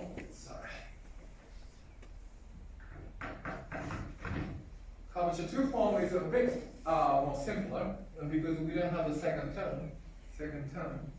And again, in the Maxwell case, of U1 case, they commute. So this one brings it to right, they cancel. So then under gauge transformation, field strength is invariant. That's what physicists really call. But on the other hand, for Young Mills or non-negative gauge field, or matrix value, non-negative gauge field, they no longer commute, so you have to keep track of it. Okay, that's the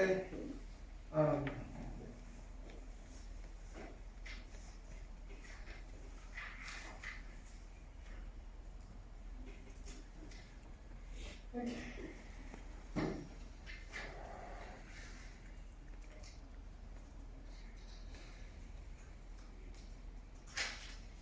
So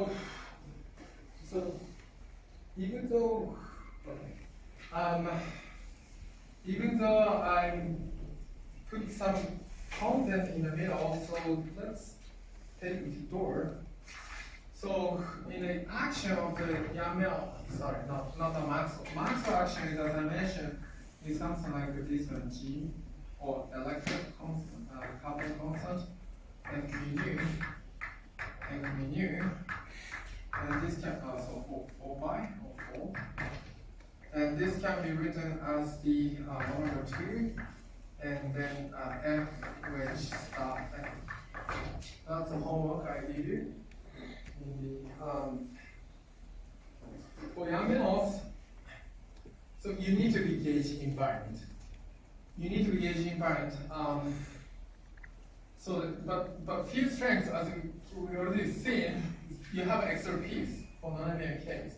So Maxwell, you don't have. You can just bring it to the left and they cancel each other. So therefore, this is gauge invariant. However, in the nonlinear case, this is Maxwell U1. For general G, the action can be written as follows. Number 2, F, which start F. This part is the same. Okay? This part is the same. However, the under gauge transformation F which F,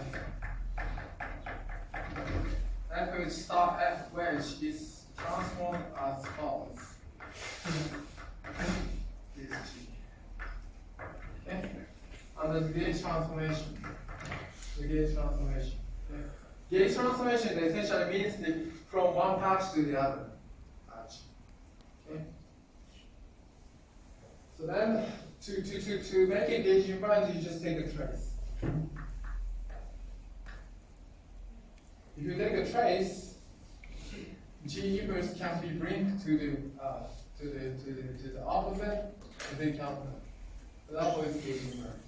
So that's called Young's action.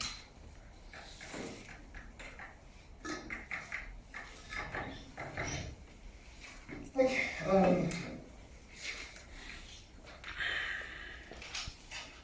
That's Young's action.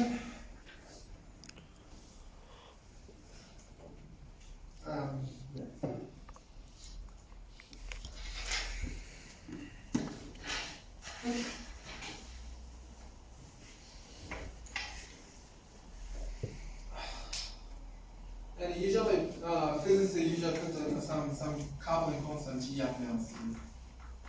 Maybe square. As far as maybe square. Yeah. So this is Young's coupling constant. It's called Young's coupling. Any questions so far?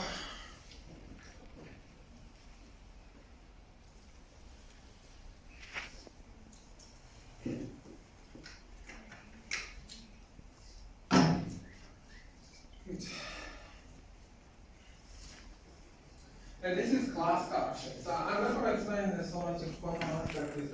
This is classical action. Classical. So classical Young's action, and then so in quantum mechanics, quantum field theory, so you try to quantize the action, quantize this action, and then lots of interesting phenomena should happen. Lots of things. Anyway, I'm not going to explain, but it's quantum Young-Mills is very interesting. Young-Mills theory is very interesting. So when the Young-Mills construct this action and wrote a paper, nobody paid attention. I mean, not only Young-Mills, but also many physicists already noticed one can construct such action around that time indeed. But people notice that there is no such a force. I mean, looks like there is no such a force in nature around that time. So nobody pay attention. Even who was it? Hallway or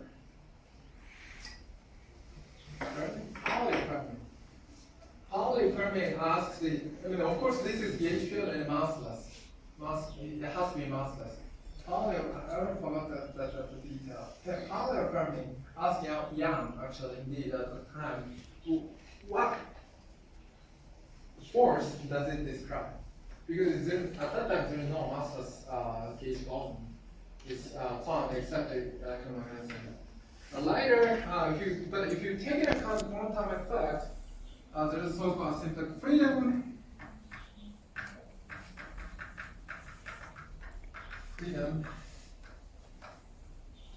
That is actually, if you go to the high energy, it becomes like a really free particle. There is no interaction. But if you go to low energy, so-called there is a mass gap. The mass gap occurs.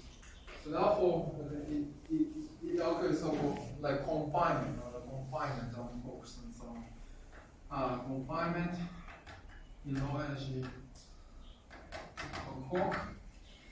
So that actually this describes strong force. This describes strong force SU3. But if you go to the low energy, if you live in our scale, there is a confinement in this occurs. So it's hard to detect. So like only you can see the color singlet, like I say, proton, neutron, all of them color singlet. But inside, they are bound by strong force by Young-Mills. But it's hard to. I mean, if you go to IR, the coupling constant becomes very strong.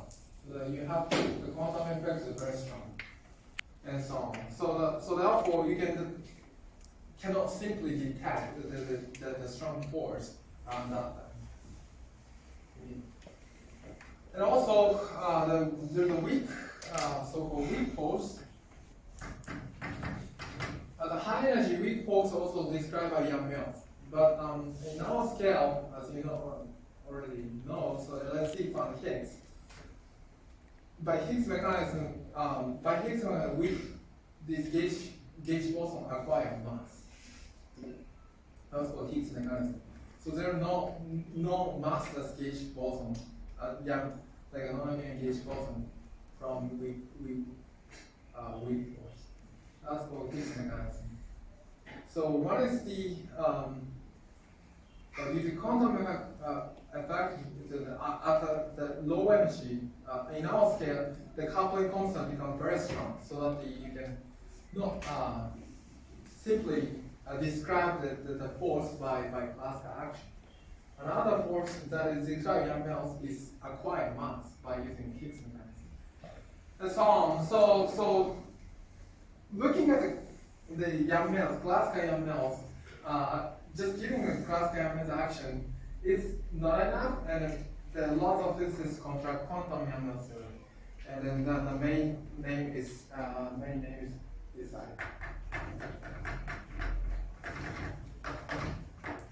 So the Tooft made a huge breakthrough to construct quantum.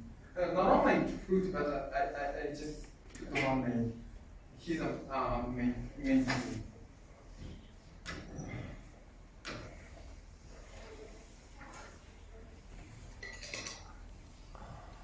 Okay, so some of the time we go back to some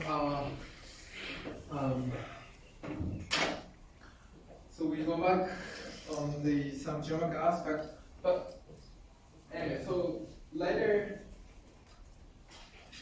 most of the homework you will see, even classical Young-Mills action has something interesting happened in the homework you will see. Okay, so Riemann manifold. So the connection has another meaning. So Riemann manifold MT. Maybe it's better to use the sphere case as an example. So Sm and a standard vector G. So the sphere, and you have the geodesic, and the tangent vector,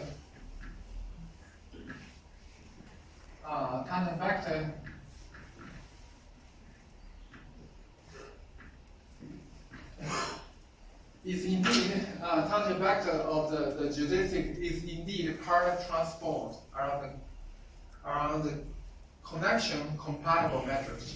Okay, that's what we have learned. So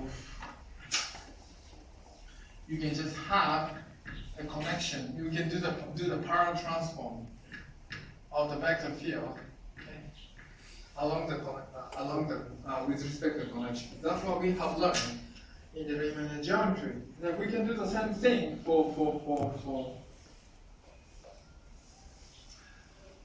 the Young's connection. So one can do the parallel transform. So given a manifold,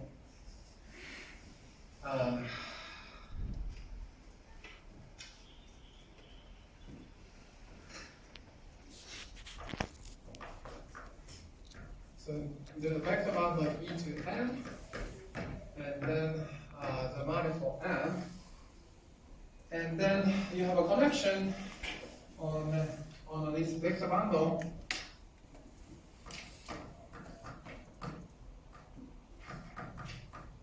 The parallel transform of the section S is parallel along gamma.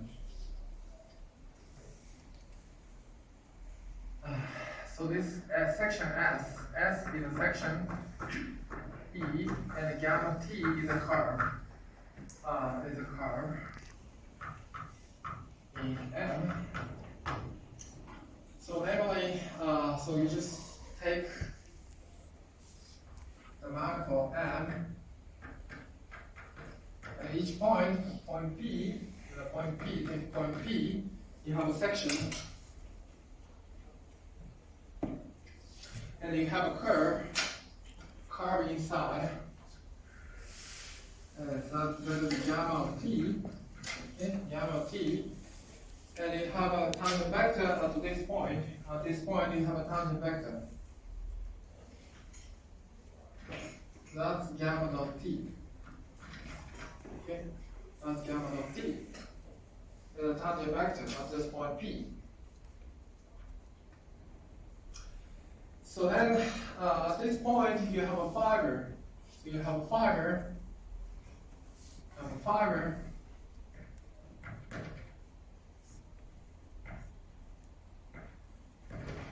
You have a fiber, and then you have a section. So we know that there is a section.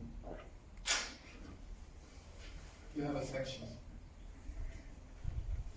And then, so we have a tangent vector here. Gamma dot T. Okay. Gamma dot T. And then you can do the parallel transform. So along this curve gamma. So let's see. So this is the origin, and section lives around here. So this section, this point is around here. Okay? And as you move along this yellow curve, at each point you have a fiber. At each point on this fiber,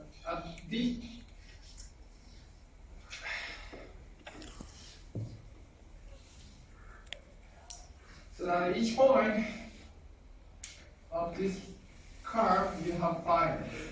You have a fiber. And this point is indeed do the parallel transform along this yellow curve. That is like schematically written like this. To do the parallel transform. In a Riemann manifold, here is the same. So it's the tangent bundle is here, and the project to the tangent bundle is project to M. Okay, And this vector field is indeed a section. This yellow vector field is section along on this tangent boundary. And then given a geodesic or some curve, one can do the power transform. So I cannot draw the picture, but given the curve, one can do the power transform of this yellow curve or blue vector field. Okay, I think blue. Blue is another section. Blue is another section. Maybe blue is another section, something like this. Huh? Maybe blue is another section. And orange is curve. So this is orange is curve. Okay. Orange is curve. So along this curve, you do the power transform. This orange, yellow vector field is do the power transform along this orange curve. That's exactly what we have done. So this yellow section is power transform along this orange curve. Okay? So you can just see this orange yellow vector is do the power transform along the orange curve. This even blue one is the same. Blue one is a section of the tangent boundary, which give you vector field that is do the power transform. It's the same thing happen here. Given a connection, one can do the power transform along this connection, with respect to this connection, nabla along this curve gamma. Okay. So therefore, indeed, the connection is indeed defined the power direction in this section. So in other words, this connection is just defined. So what is the power transform? What is the power transform along this fiber? That's defined.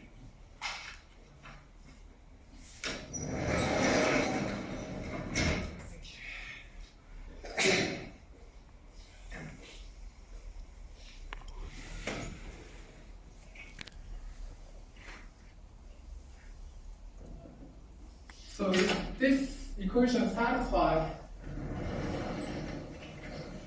if this is the case, S is parallel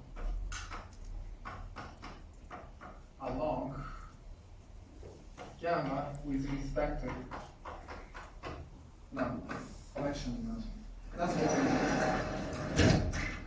So in terms of local coordinate,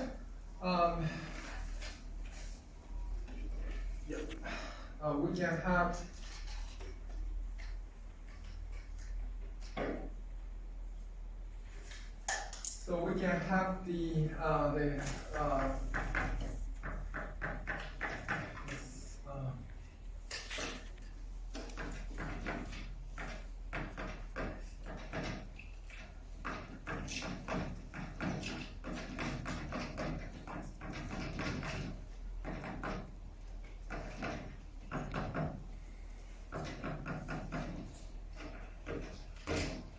so this is the local expression of this nabla gamma S equal to 0. Okay, so then so one instance of this power transport. So as follows. So one instance of this power transport is as follows. So in other words, so given a section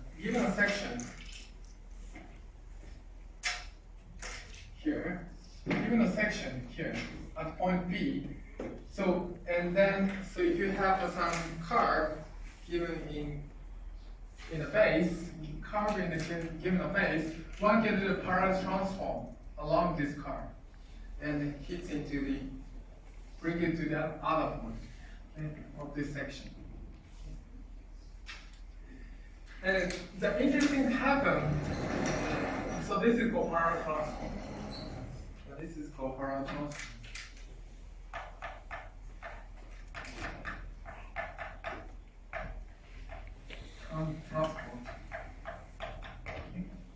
This is exactly what I have done in here. So you have vector, another vector here. You just do the partial transform of this vector along this yellow curve. That's what I have done. And then, what interesting happened.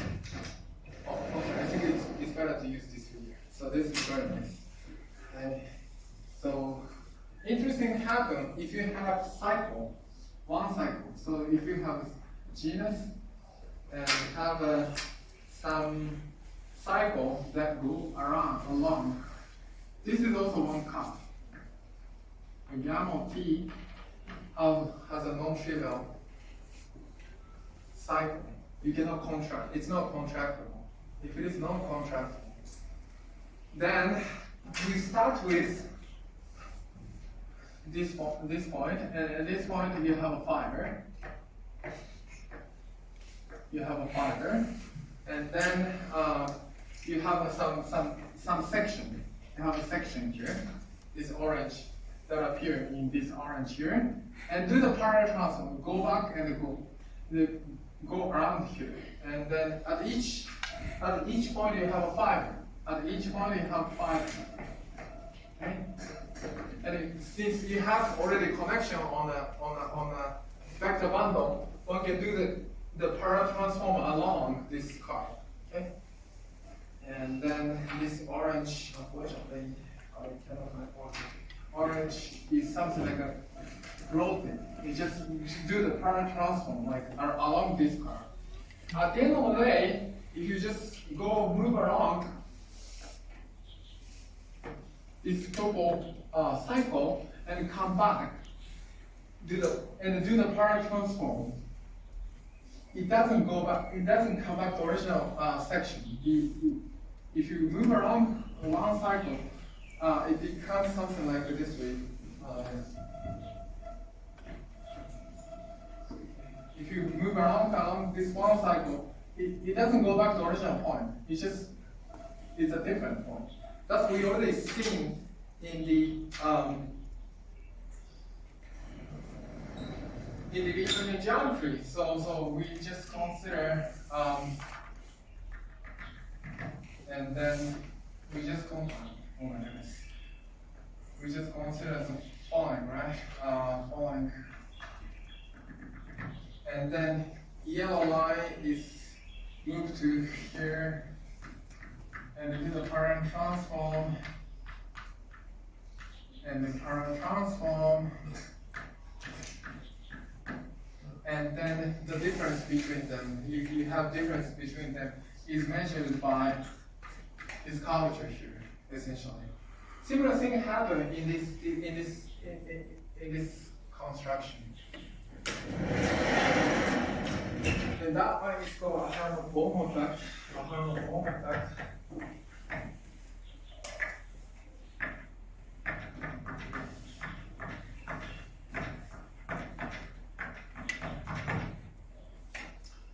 So you start with the how to say.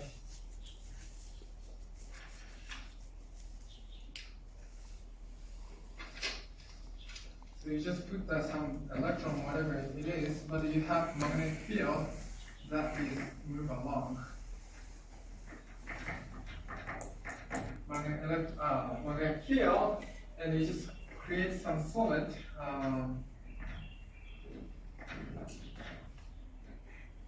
Okay.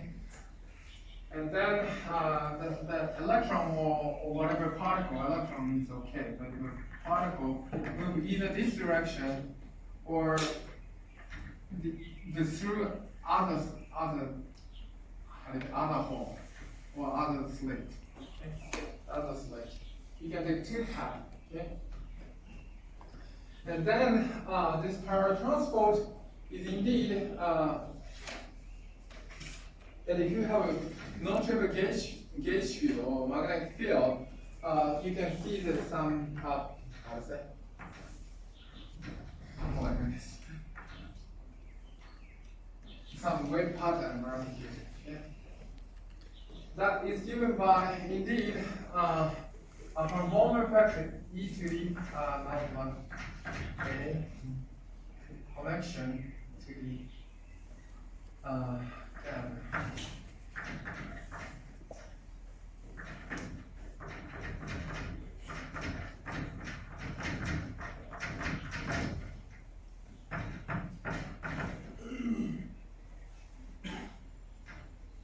Usually it's called this is called long.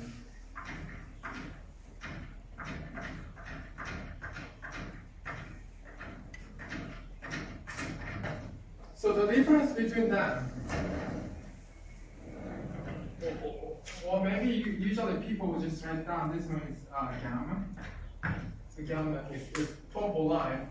So the difference between them, so for original starting section and the final section, the difference between them is measured. So the difference between them, so difference between them is measured. Difference is measured by this holonomy. This guy. By holonomy group. So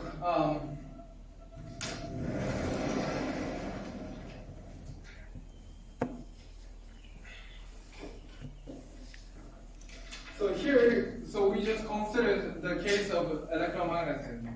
Okay? So therefore it's a U1. So it's a U1 connection. So e to the I. Okay? So here, gamma is a path here around here. Gamma is passed around either this way or this way. And the difference between them is essentially just a cross path. Cross path, this one goes here and here. That's the gamma of t. Okay? And by Stokes theorem, the flux of this inside this region, sigma of 2 pi, is indeed equal to, by Stokes theorem, 1 over 2 pi mu dx. And a connection of A and gamma of t, gamma, okay, by Stokes theorem. Okay.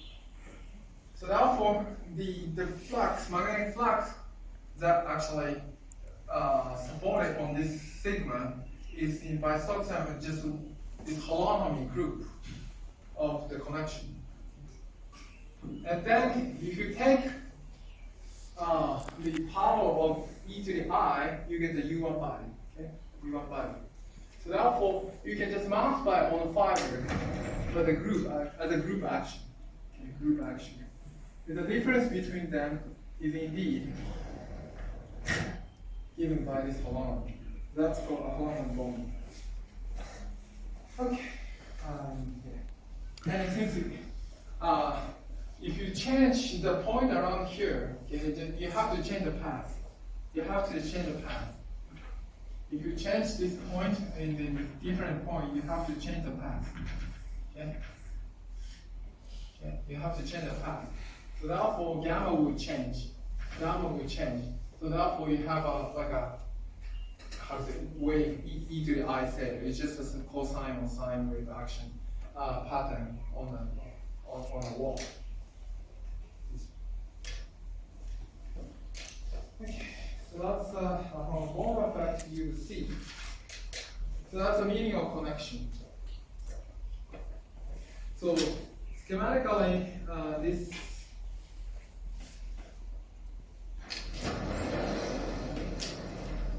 this difference can be understood as, I cannot draw, but you just go start with parallel transform and then go back to here, and then there's a difference. There's a difference between them. This one is holonomy. So the holonomy group.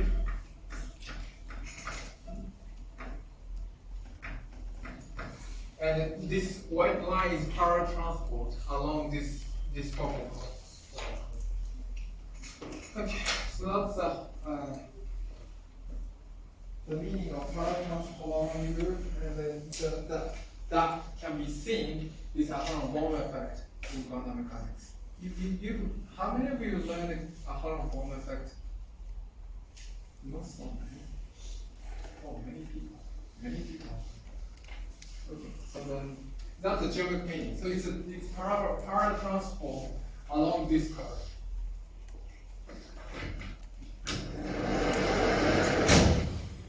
So let's go back to the linear geometry. Linear geometry.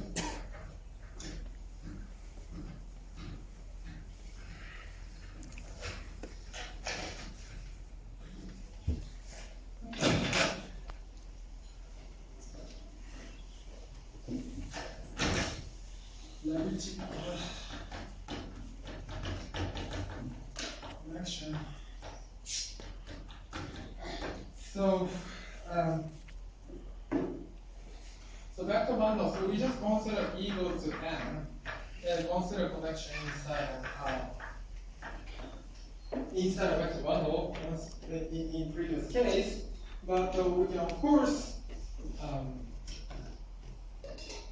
this is special. If you take a special case, which is tangent bundle nabla is the metric. Tangent bundle and M is a Riemannian manifold. Is Riemannian manifold. And the nabla is a connection compatible with the metric T.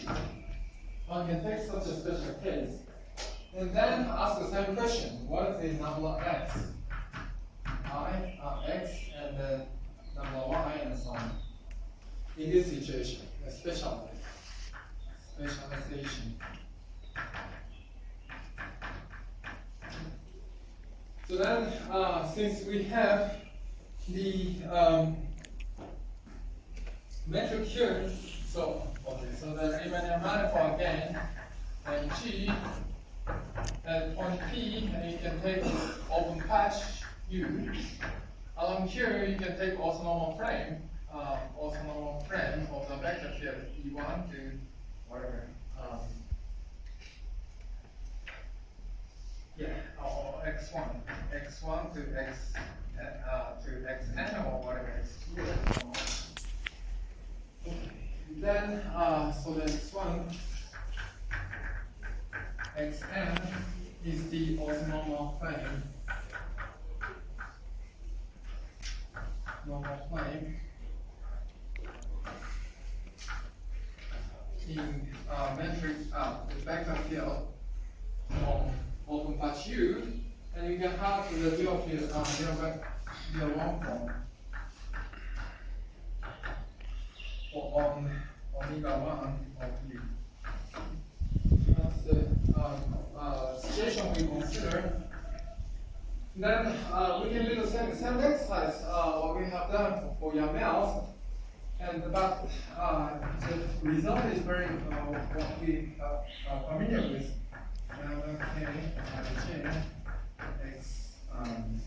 K, and then f xi xj. So remember that the nabla is the section to section goes to this section. And this is vector field. Now the E is tangent bundle. If you replace tangent bundle, it becomes the vector field on the manifold. So that is the reason it says X, and the curvature xk is the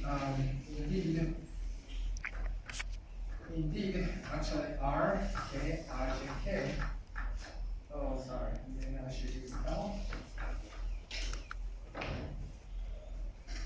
Okay.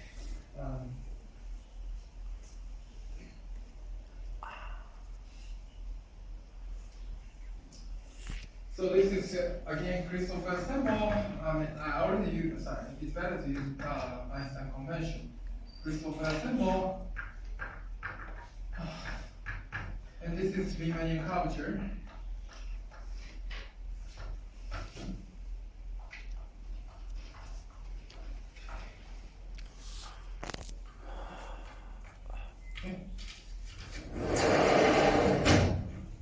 So that's exactly what we have learned in Riemannian geometry.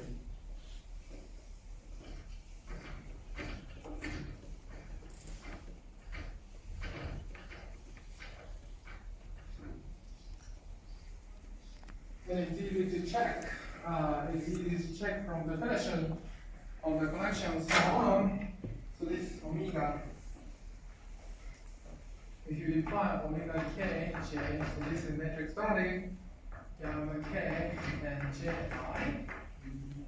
I, so this is one form of u, and then GL and R. It's a one form because E is one form, but now you have an indices K and J, so it's a matrix value. Okay? And then you can also define capital omega Li, which is something like L I J K.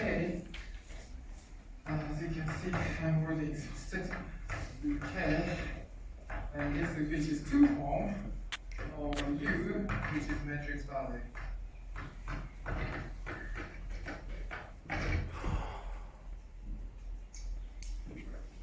And then we can define like this way, curvature two form. So this is connection one form, and it's called curvature two form. And then this satisfies the following condition. I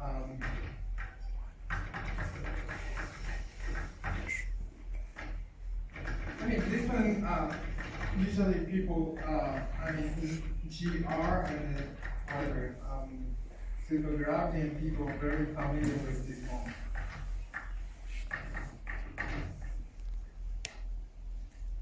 This is another way to formulate one form collection.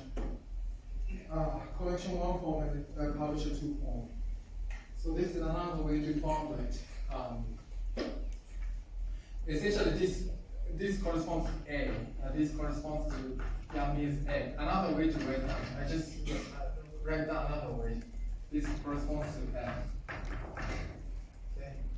And then, I mean, so what we learn is the A plus A with A. So that's what we have learned in lecture note. This is exactly the same here.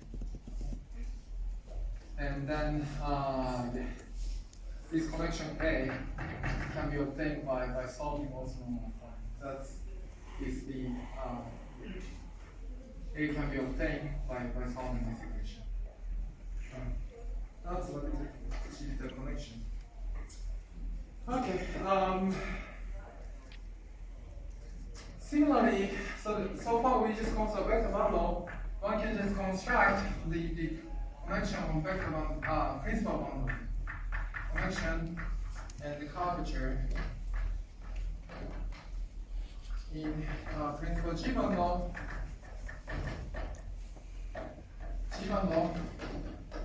It's very similar way. So I'm going to skip. That's called regression. This one is called regression. So the mathematician construct this with regression.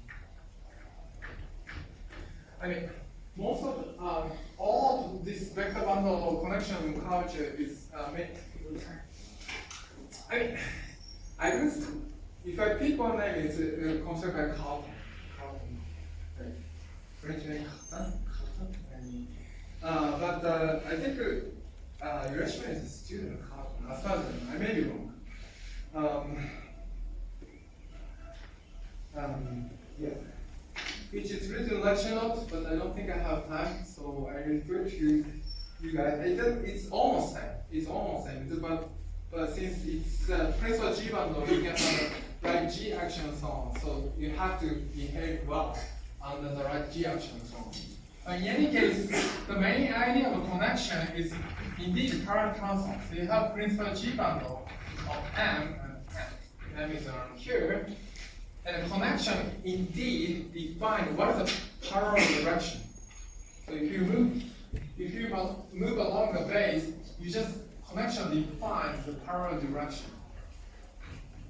What is the parallel direction?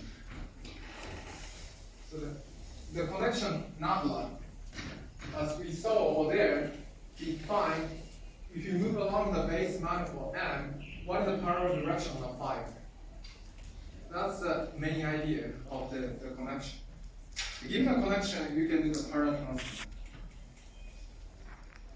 And this parallel transform should satisfy some nice property on the right G action. That is an irrational connection. I written in the lecture notes, and if you're interested, the more is written in Morita's book. Actually, Morita's book in the, I already forgot the section number, but chapter number. This connection and so on is very well written, so I highly recommend you if you're interested in. I'm going to stop here and then talk about the Yang-Mills and characteristic classes next time. So yeah, so Yang-Mills I briefly introduced, but a bit more detail, and then characteristic class is very important. Like as you know, Chen has defined a Chen class as a simplest, but the most important character classes by using curvature and so on. And then we will see the connection to physics using character classes. I mean, character classes appear everywhere in physics. Condensed matter physics, anomaly, quantum field theory, string theory, everything. That's all.